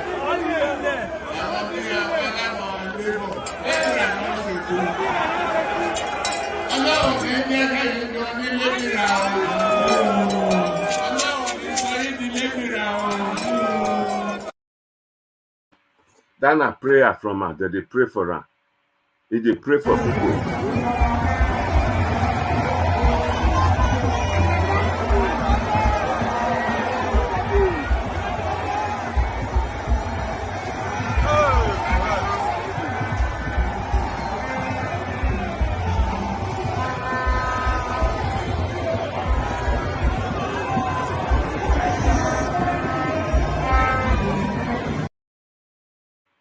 See crowd, see people, see more crowd will come out to come welcome Tinubu. And now you sit down there, they talk, say, chief your money. You don't do governor for your state, I be do local government for your place. See crowd. All this not jealousy talk. May Peter Obi come out, may go and bribe, they not go stoner. You get one that they call Simon Ekpa. I don't know what in there. He not telling you about Tinubu. He not telling you say, sorry, not telling you about Peter Obi. Say he do many money laundry. You not go talk about that one. You can't hear this platform they talk about Tinubu. Go talk about her. I go show you a video.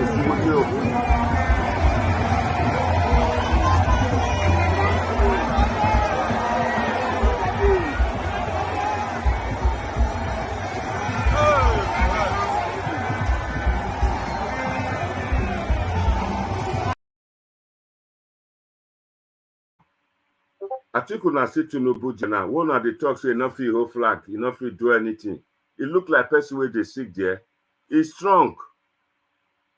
He's strong well. Samuel Ekpo, I know what they call him. He talk about Peter Obi as well for money laundry. Talk many things. And I know they talk that one. Sometimes when I look on where they come from, Peter Obi camp, they look on like people where you don't even understand what thing they happen with Nigerian politics. And I don't even know what thing they happen. Just take for obviously begin the spill man there. They compare Peter Obi go. They compare Nigeria with a developed country. Now they say yeah. Nigeria never reached 150 years old. Now they compare to country where don't reach 1,000 years old. We loot the whole world dry. Before I show now the thing where Igbo man talk about Peter Obi, if you still did there before now, go what on I expect Peter Obi and Peter Obi supporters to be doing now is to be reeling out Peter Obi's achievements when he was a governor. Yeah. It's not about coming, Peter Obi is quiet. He has only one house in Onitsha. He wear only one watch for 17 years. That's not our business. You know? What Nigerians want to say is, when Peter Obi was a governor, he did this, he did that, he did this. Now look at Anambra when Peter Obi. Compare it to now that he's no longer a governor. You know? All those, that's why Tinubu will still sit on the wheelchair and win elections, because we are busy reeling out his achievements when he was a governor. How many people he has been able to raise? People that worked under him, where they are now. How Lagos changed after Tinubu became governor. You know? I think we can see that. What I expect Peter Obi and Peter Obi supporters to be doing now is to be reeling out Peter Obi's achievements when he was a governor. Yeah. It's not about coming, Peter Obi is quiet. He has only one house in Onitsha. He wear only one watch for 17 years. That's not our business. You know? What Nigerians want to say is, when Peter Obi was a governor, he did this, he did that, he did this. Now look at Anambra when Peter Obi. Compare it to now that he's no longer a governor. You know? All those, that's why Tinubu will still sit on the wheelchair and win elections, because we are busy reeling out his achievements when he was a governor. How many people he has been able to raise? People that worked under him, where they are now. How Lagos changed after Tinubu became governor. You know? So, Frank Lewis, you watch that one now. Not be me they talk now. Now, Prime Minister Butter they talk so. That man will come from where Peter Obi come from. He said, make una they talk the achievement of Peter Obi, not the one come they talk one watch, you wear this one. You they talk just now, say, if you talk say na one watch, that not me really me say na one watch you get. There you are. You not fit say your candidate. Mona see another video. Mona see. Me not they talk like you, I dey always they talk true.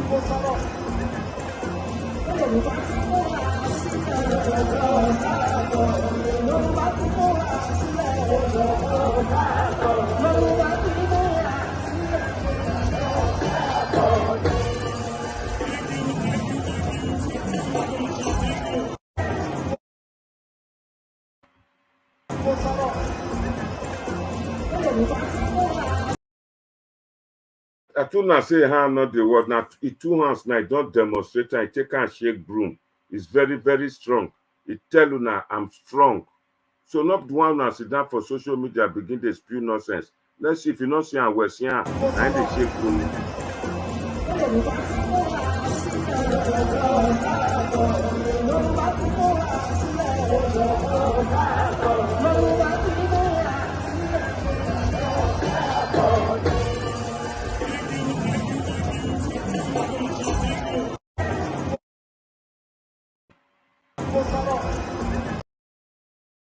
The crowd there.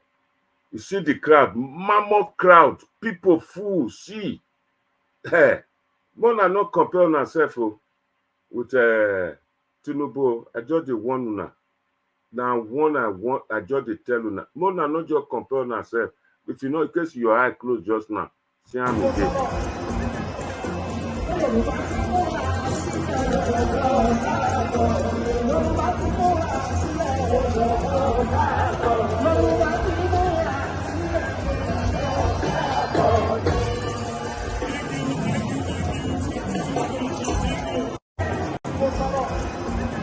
And see the crowd. People come to talk, just come to spew nonsense. Àbí òní wọlé, Oyètọ́ náà ni ó wọlé àbí òní wọlé, yóò wọlé ẹ̀kan sí i, Oyètọ́lá ni ó wọlé ẹ̀kan sí i, wọ́n fẹ́ bọ́ọ̀kọ̀ yóò wọlé ẹ̀kan sí i, Oyètọ́lá ni ó wọlé ẹ̀kan sí i, wọ́n fẹ́ bọ́ọ̀kọ̀ yóò wọlé. I think una see crowd here, see people. Politics na strategy.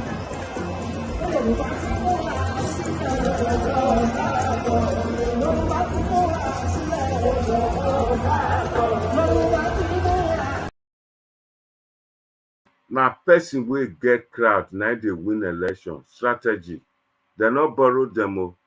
All this na Osun state na dem full there. So people come dey talk say na so e be, na so e no be.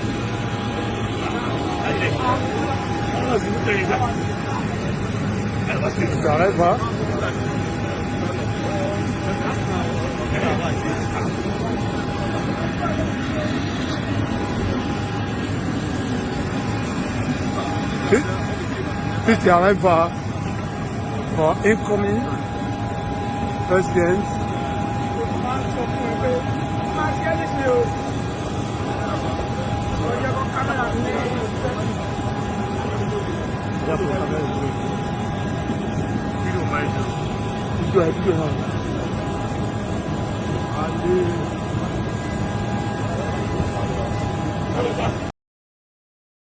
Ibadan this morning.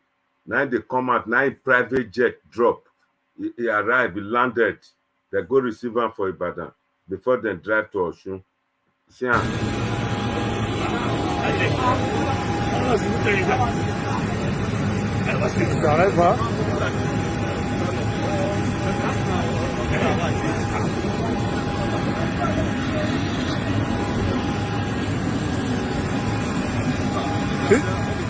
Puis tu arrives for incoming president.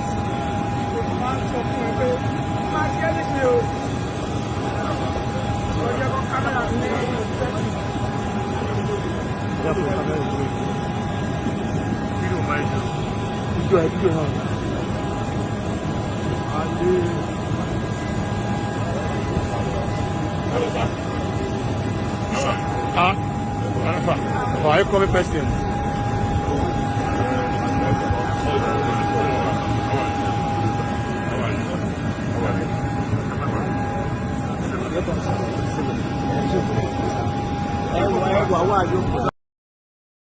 Aunt Louis, you say make I talk where Tinubu get money.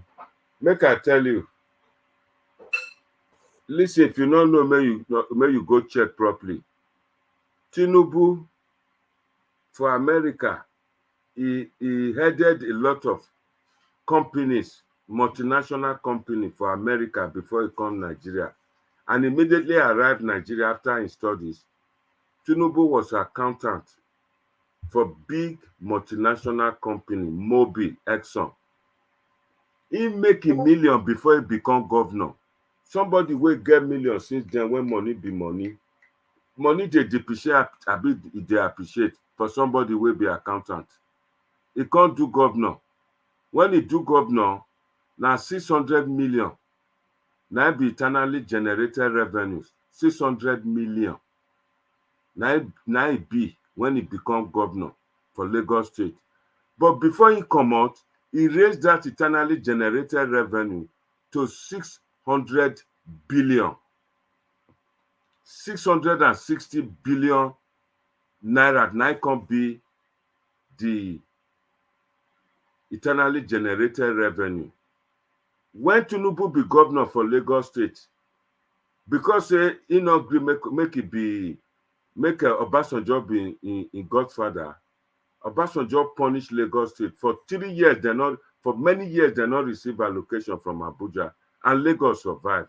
And inside it, Tinubu created 3 local governments. If you don't know now, make you know, because una don't know wetin dey happen. Una say na Peter Obi una want. Peter Obi never tell una wetin he want do. People like you, Frank Lewis, you never go Anambra go see wetin Peter Obi do there.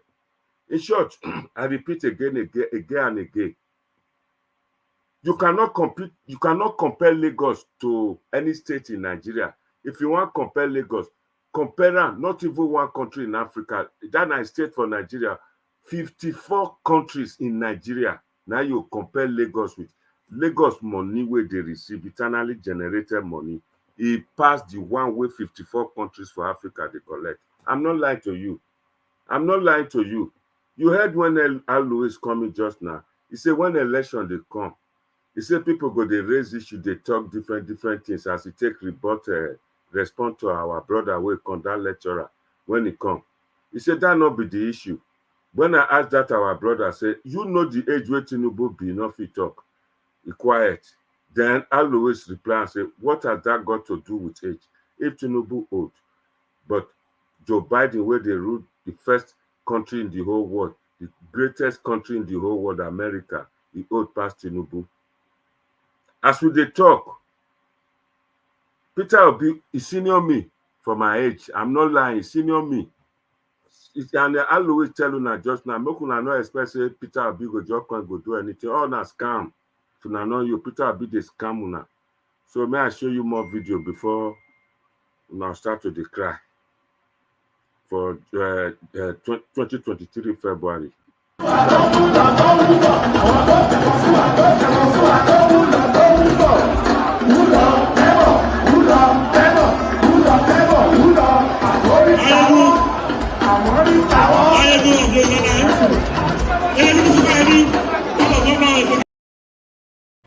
I think una see the crowd wey dey there. I think una see the crowd wey full there. See the crowd. See am.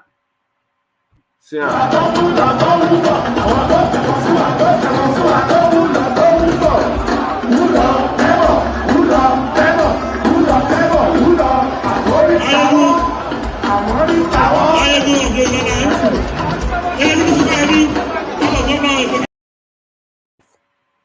You see the crowd wey full there.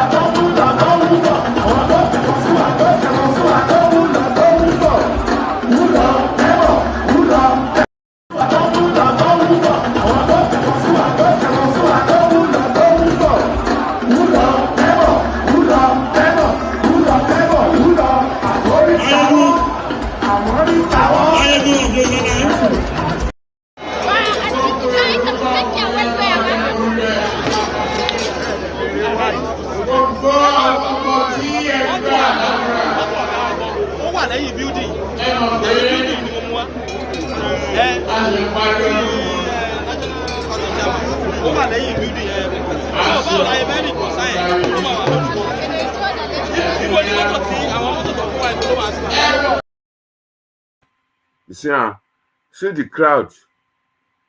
Now so it go be for February, weeks running to February when we go do the election. Instead of una get something wey una take sell una candidate Peter Obi, una stay for social media, they make noise there. When Peter Obi go Frank Lewis, which day Peter Obi go Osun State go campaign, because election are this weekend. Which day? Not the one that come to talk different things for our ear here. This is crowd. Oh. Sorry, sir.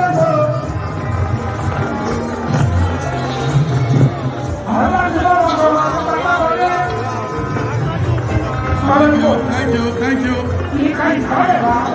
you very much.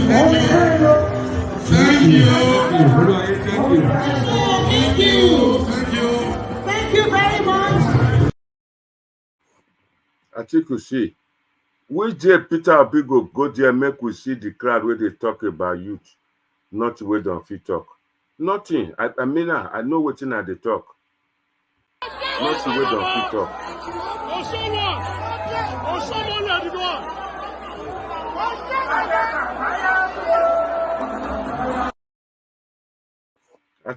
Atiku na here there. Oshomole the ring down at Doma. Oh, show Baba, oh, show Mole, watch her not beside the last. Yeah.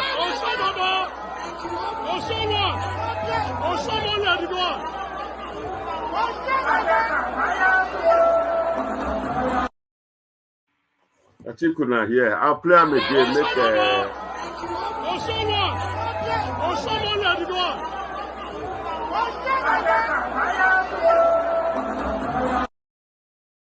see better people. Now come to tell us say na so it go be na so election.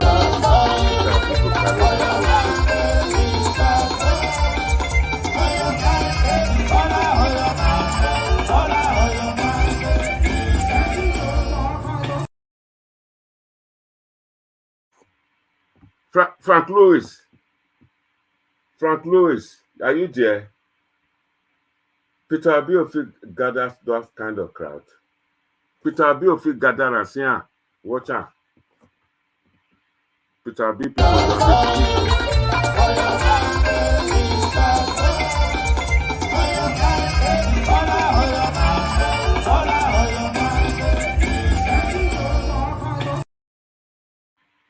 I think we can see, Oshomole DJ.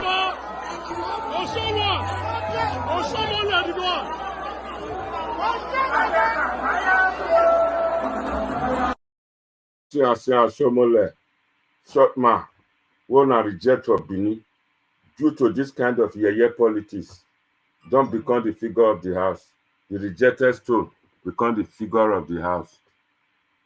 So, my people, you can see now, say, we not the pray make Peter Obi people, make them not come rig the election. We don't want such a thing. And we don't want to make the country disrupt the election. We are sure of success. See the crowd. See the people. This now one state too. We never talk about other states where they go.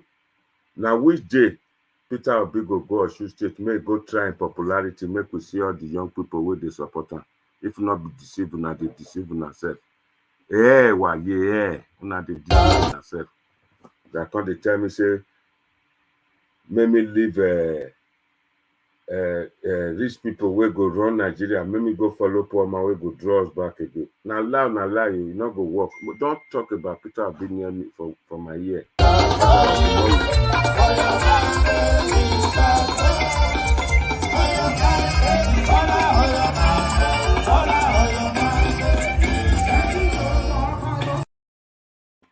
When I they grow up, they tell me, say, may you follow people where no road.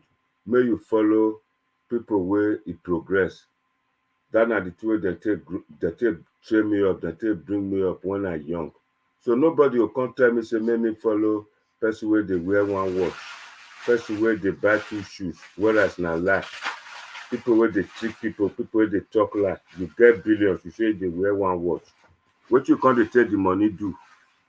Igbo man come out that they talk, say, now laundry number 1, money, state government money, they go invest time for private business. That they collect interest, they collect profit. The state no. Achievers, the kingmaker who will become king. Nigeria needs a man with deep understanding of the political economy of Africa's largest nation.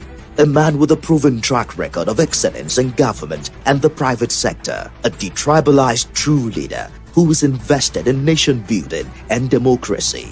That man is Asiwaju Bola Ahmed Tinubu, the right man for the job. Vote youth empowerment. Vote prosperity and security. Article see. You have to talk like you.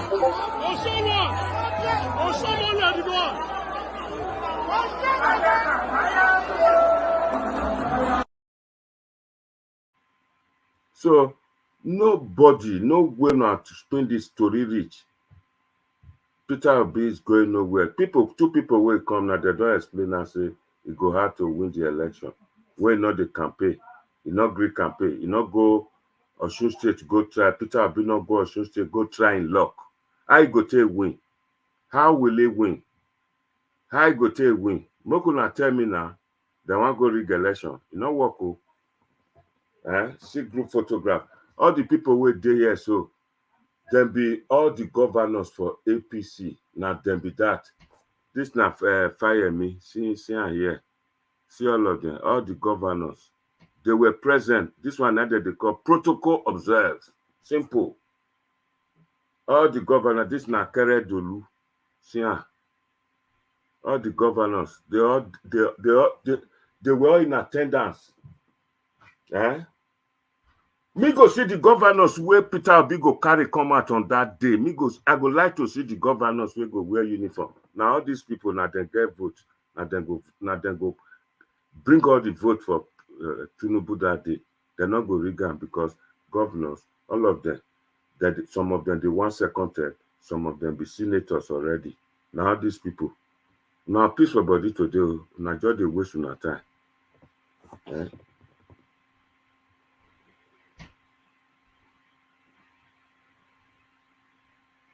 Taiwo Abdul, that's not your problem if I dey annoy you. You can that's what you are good for, to recall people. That's not the thing where Taiwo, people like you, Taiwo Abdul, you not get anything where Peter Obi don't do. So jealousy don't start. You not feel control your jealousy. Now insult, now you dey insult. I think if you subscribe to me, or the best way is to just delete your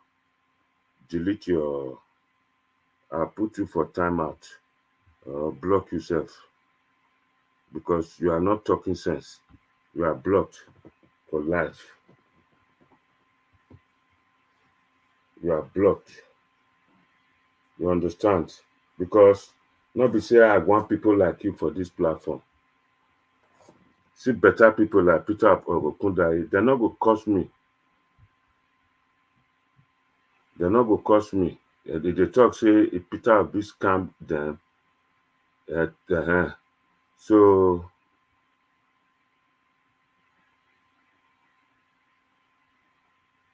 Peter Okundai not get anything we want to talk about Peter Obi, your namesake. Peter Okundai, you not get something to take sell your namesake. So people like you, I like you. May you subscribe to this video, I dey tell you. And if you go other platform, go talk. May you mind the two way they talk. Otherwise, I go to bring everything come to this channel. We go to analyze am. You say Peter Obi scam us. Peter Obi wey dey talk now. Wetin Peter Obi promise you say he go do, you not talk, you not get. How Peter Obi go take win election, you not be talk. I hear you there for the other platform where you dey, you talk say if they not agree, una go carry revolution like the one wey dey Sri Lanka. My people, my brother, Nigeria not be like Sri Lanka. Hear fella song, you go just die for nothing. Nothing like that. That we dey pray make them not come disrupt the election because we are sure of victory. Election where you know say you go win. You know want make people come spoil am. Hear Peter Okundai. May you follow no road though, because you be my brother. I dey tell you the truth now. There is no way Peter Obi go win. Sowore popular pass Peter Obi. At the end today, you even support Sowore. Now you don't abandon her. Now so now go say abandon Sowore after next year election. Go mark am down and me talk am. Yeah?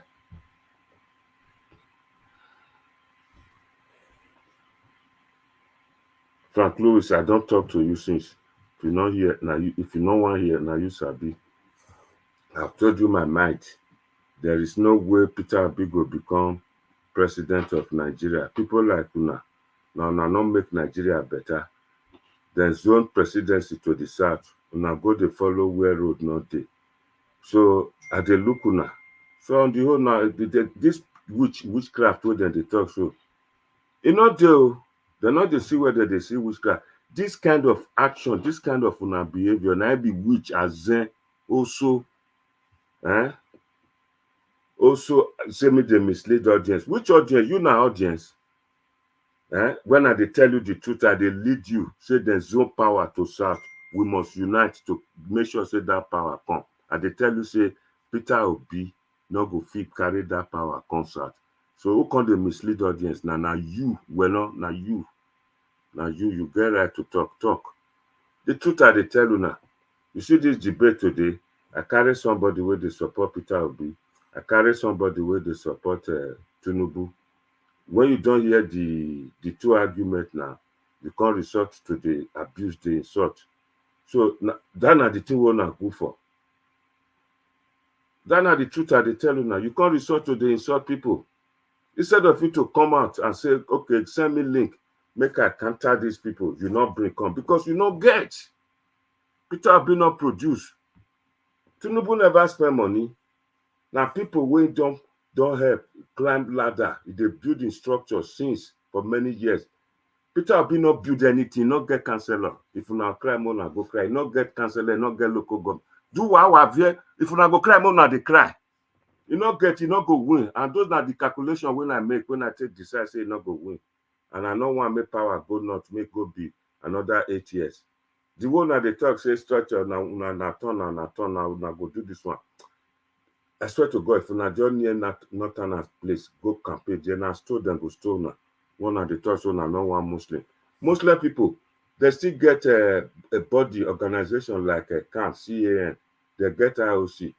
Whether they hear all these things, then they laugh and say, if group begin to say they don't want Christian now, what you go talk? See, na be youth or na be, I don't know what you be. No sense, no etiquette. If IOC people say they don't want Christian now, what you go be? One of the talk say Muslim ticket.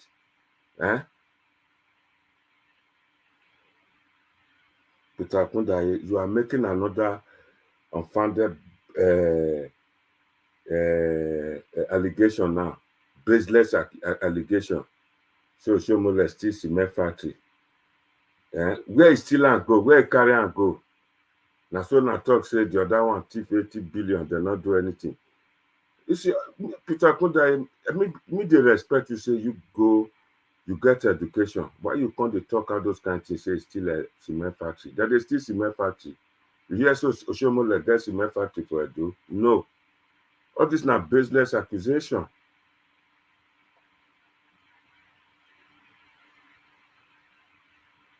Okay, Frank Louis saying like this my program, send me na comedian. Okay, may you subscribe. May you follow the video anytime when I come at you. Because you are welcome to come and debate here, Frank Louis. To come and tell us why you think say Peter will be better, why you think say Peter will be go win this thing. But for you to say I be comedian, I don't agree with you on that. I'm talking serious talk to you so that you understand. You understand where to go. Okay, you say you not be youth, you be elder. Oh, thank you. Sorry, I apologize. I thank you. Sorry, not verse. As you don't listen to this now, I bring somebody who talk for Peter Obi. I bring somebody who talk for Peter Obi. I mean, for Tinubu, you've heard everything, and I show you evidence. Because all of you now they talk say he don't old though, he dey sick oh, he not get certificate. Go see the man look Ija. Early this morning before 4 a.m. He plane don't come out, go Ibadan. He reach Ibadan, sit down for office, then he go campaign ground. And he go there for another period till the election for Osun finish. Una principal not go there, he not go Ekiti, he not go Osun. Mona ask him why not go. I go take win. See, make I just tell you, Frank Louis. Peter Obi no say he not go win any election. Himself no. Or self say he not get experience. So he know why not go Osun. He no say not go win. And if he go, na pocket money, na he go take money come out take go. But all these governors wey go there today, na the money wey dem budget for their state, na dem take go there. But Peter Obi go say, I go use my money there. Na lie you. I no use my money. That na the reason why I no go, not be more than that. And if you go campaign for the governorship candidate there, and the Labour governorship candidate carry second, as una talk say na youth dey follow am. So na no fit tell me say youth not dey Osun State. If they carry second, I swear to God, I don't follow Tinubu again. I can't follow Labour. If Labour carry second or even carry third, I go come. Do I make myself clear? Abi you still dey call me comedian?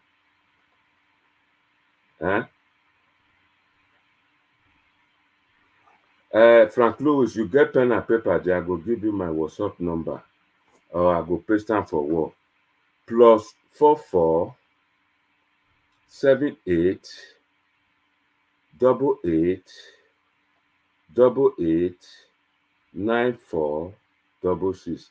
The 8 na 5 +44 78 88 88 94 66. The 8 na 5. You write am +44 78, that's 78 88 88 94 66. That be my WhatsApp number. I want paste am for wall. Now you see I say they scroll. Now you copy and there.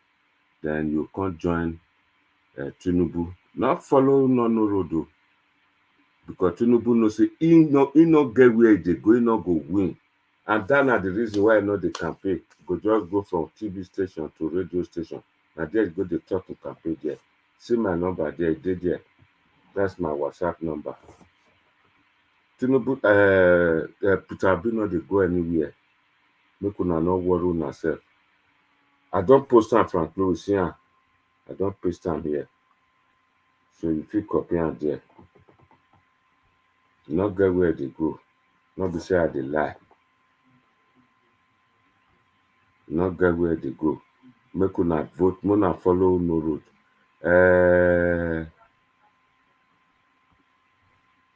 Frank Lewis, if you don't copy the number, you let me know. If you not let me know, I will still remove am. Because be like say you be like better person. I just want make you come, make you the support who no road, not be all those kind chakpagiri. If you now vote for Peter Obi, na chakpagiri, now na go eat for Nigeria. The situation go worse. A lot of people who now live for Nigeria. Now does me don't go to collect food. Not beside the lie. So before I go, I go like to show some 1 or 2 video again, then we close for the day. Until tomorrow, when I go get time again, I go come out. Now here, me I not the lie.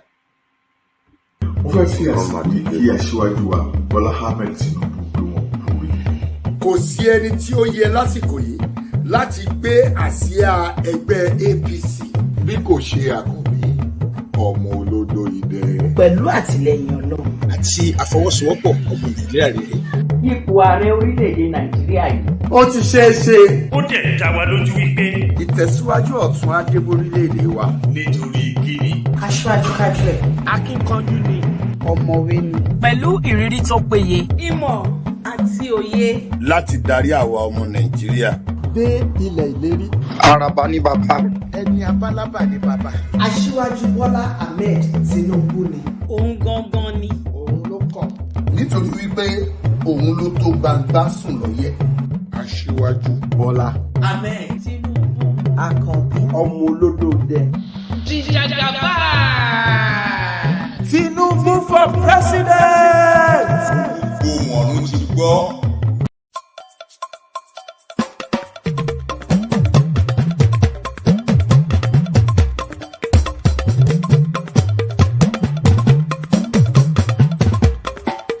Ọmọ Yorùbá ẹ má gbógun ti Bọ́lá Tinubu.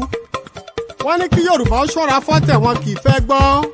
Kí ló ṣe tẹ́ ẹ kúkú fẹ́ bayé jẹ́? Ẹ síjú wẹ̀yìn kẹ́ ẹ wo wájú kẹ́ ẹ lè mọ bí ẹ̀ ń rè. Èé ṣe ẹ̀ ń hùwà bí ẹni wọ́n ṣépè fún. Kí lẹ̀ ń gbé ọmọ ìyá yín lẹ́sẹ̀ sí? aráyé ń wò yín ẹ sì ń wòran akékèké wípé kí kálukú ó bẹ̀rù àtúbọ̀tán kí ló dé tí ẹ kì í bẹ̀rù.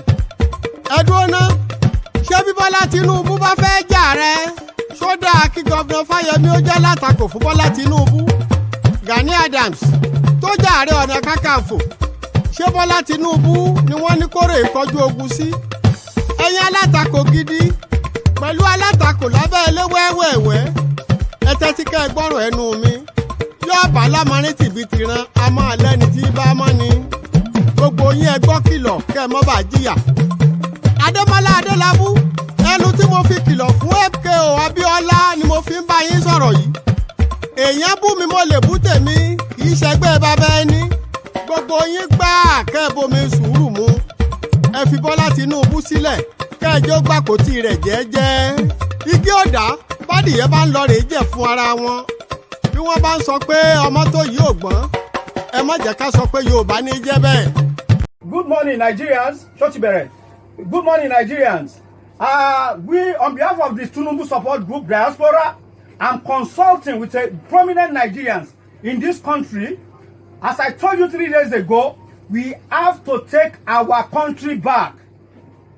We cannot be here and be comfortable and our people are back home suffering. We don't need anything from you. The least you can do for us, support. Give us your moral support. We don't need any money. We want good education for our children. They can't be harvesting our resources and be harvesting our organs. This is a movement. I want you all Nigerians from all over the world to give Bola Ahmed Tinubu your support. He will transform Nigeria, trust me. I believe in his vision. God bless you.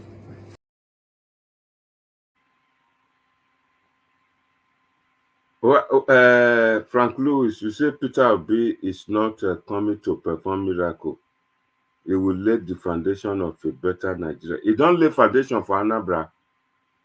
He don't lay foundation for Anambra. All the Anambra people, they still scatter for the whole Nigeria, scatter for the whole Africa, scatter for the whole world. Hungry, they there. I never see people, they come up for the whole of Nigeria, they go Anambra. Which foundation you want to lay? Eh? Which foundation say Tinubu wey wan come build toll gate? Person wey build toll gate, the government build toll gate, e no go make government collect money wey dem take repair that road. Na Tinubu na e carry that land wey na dey talk for toll gate so. Na Atlantic Ocean. He drive the Atlantic Ocean, come make road, na come be Eleke. That na him plan, na him vision, he lay foundation. Which foundation Peter Obi wan come lay? I don first tell you just now. Lagos is not competing with any state in Nigeria. That Lagos is competing with 54 states for the whole of Africa, 54 countries for the whole of Nigeria. Make we hear the two way this guy want to talk. Hello? What? Oh, Franklin, when we are here now. Oh, yes, my real life video. Where's it? Yeah.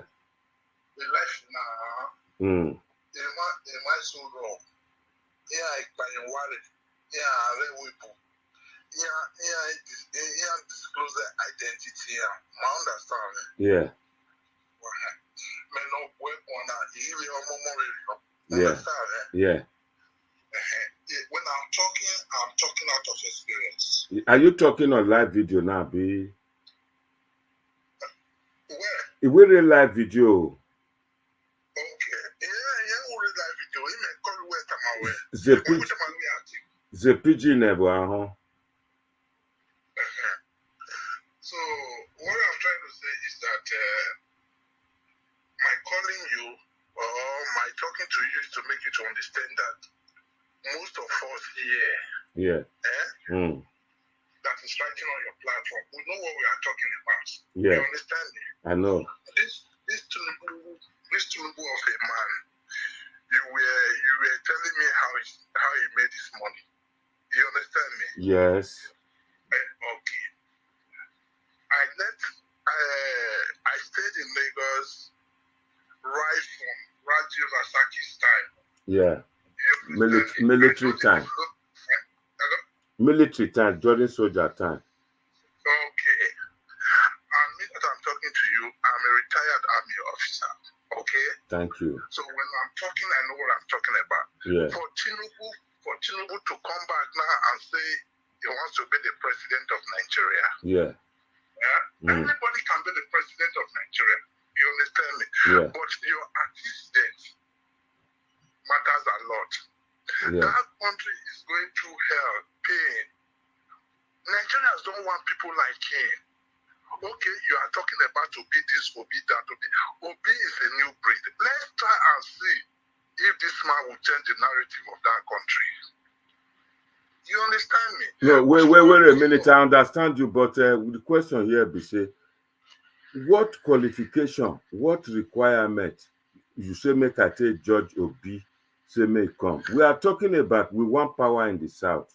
You see, like you now. Is Obi not from the south? It's from the south, but he not get the way without to reach to become president. You not get him. Who told you? Who told you? He not get. Okay, make it go. He was 2 times the governor of his state. He was 2 times the governor of his state. Okay, that man has no criminal record behind him. Who can get criminal records now? See, Tinubu is #1 criminal. You see you now. You say you wait. You say you no. Wait a minute. Before you talk to me.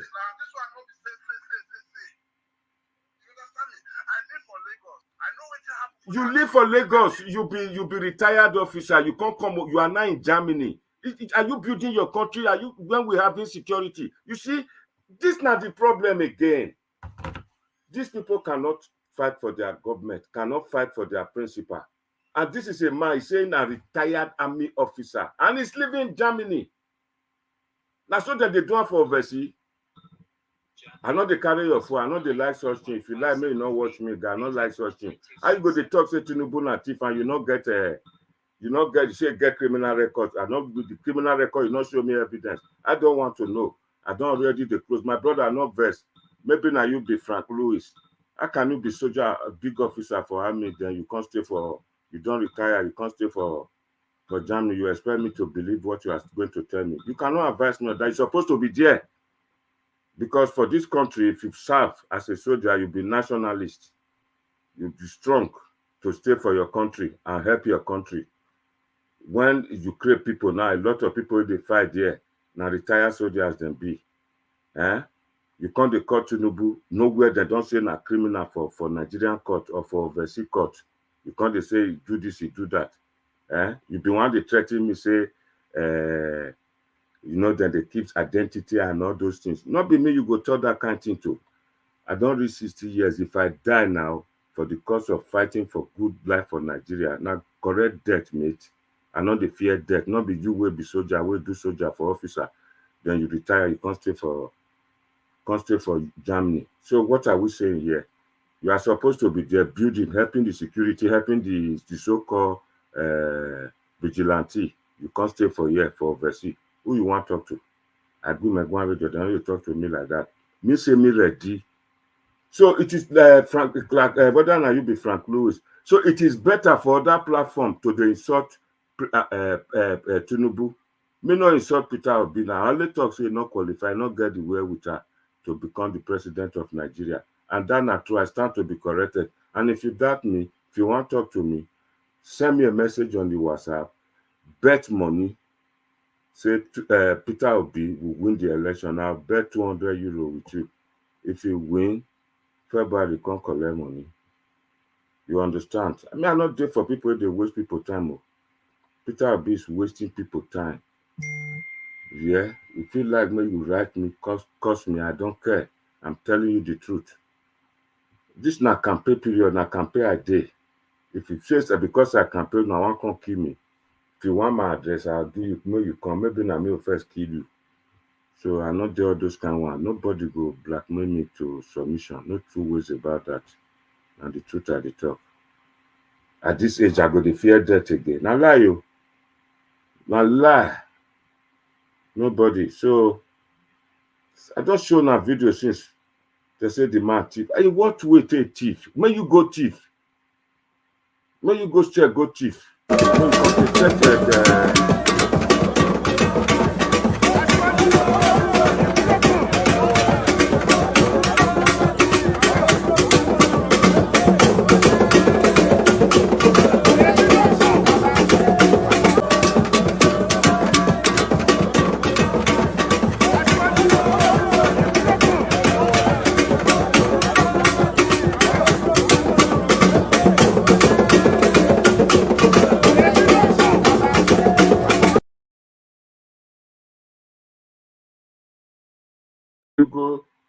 You go look for where you get money. tó fi ń gbọ́ mo fi bí ọ ni mo fọlá ààyè mímọ́ tí mo wáyé mo fi bí mo fẹ́ lá ilẹ̀ mímọ́ tí mo wáyé mo fi bí ọ mo fọlá àṣẹ ayé mo fi bẹ̀wọ̀ ọlọ́run ọba ìwọ ọlọ́run jẹ́ kí dáàdì mi Alhaji Tinubu jẹ́ kí wọ́n lè 2020 election jẹ́ kí wọ́n lè 2023 election ìwọ ọlọ́run jẹ́ kí Dr. Yunus Akintunde jẹ́ káwọn náà jẹ́ kí wọ́n lè 2023 election Prince Hakeem Adeyemi Adeji ìwọ ọlọ́run jẹ́ kí wọ́n lè 2023 election.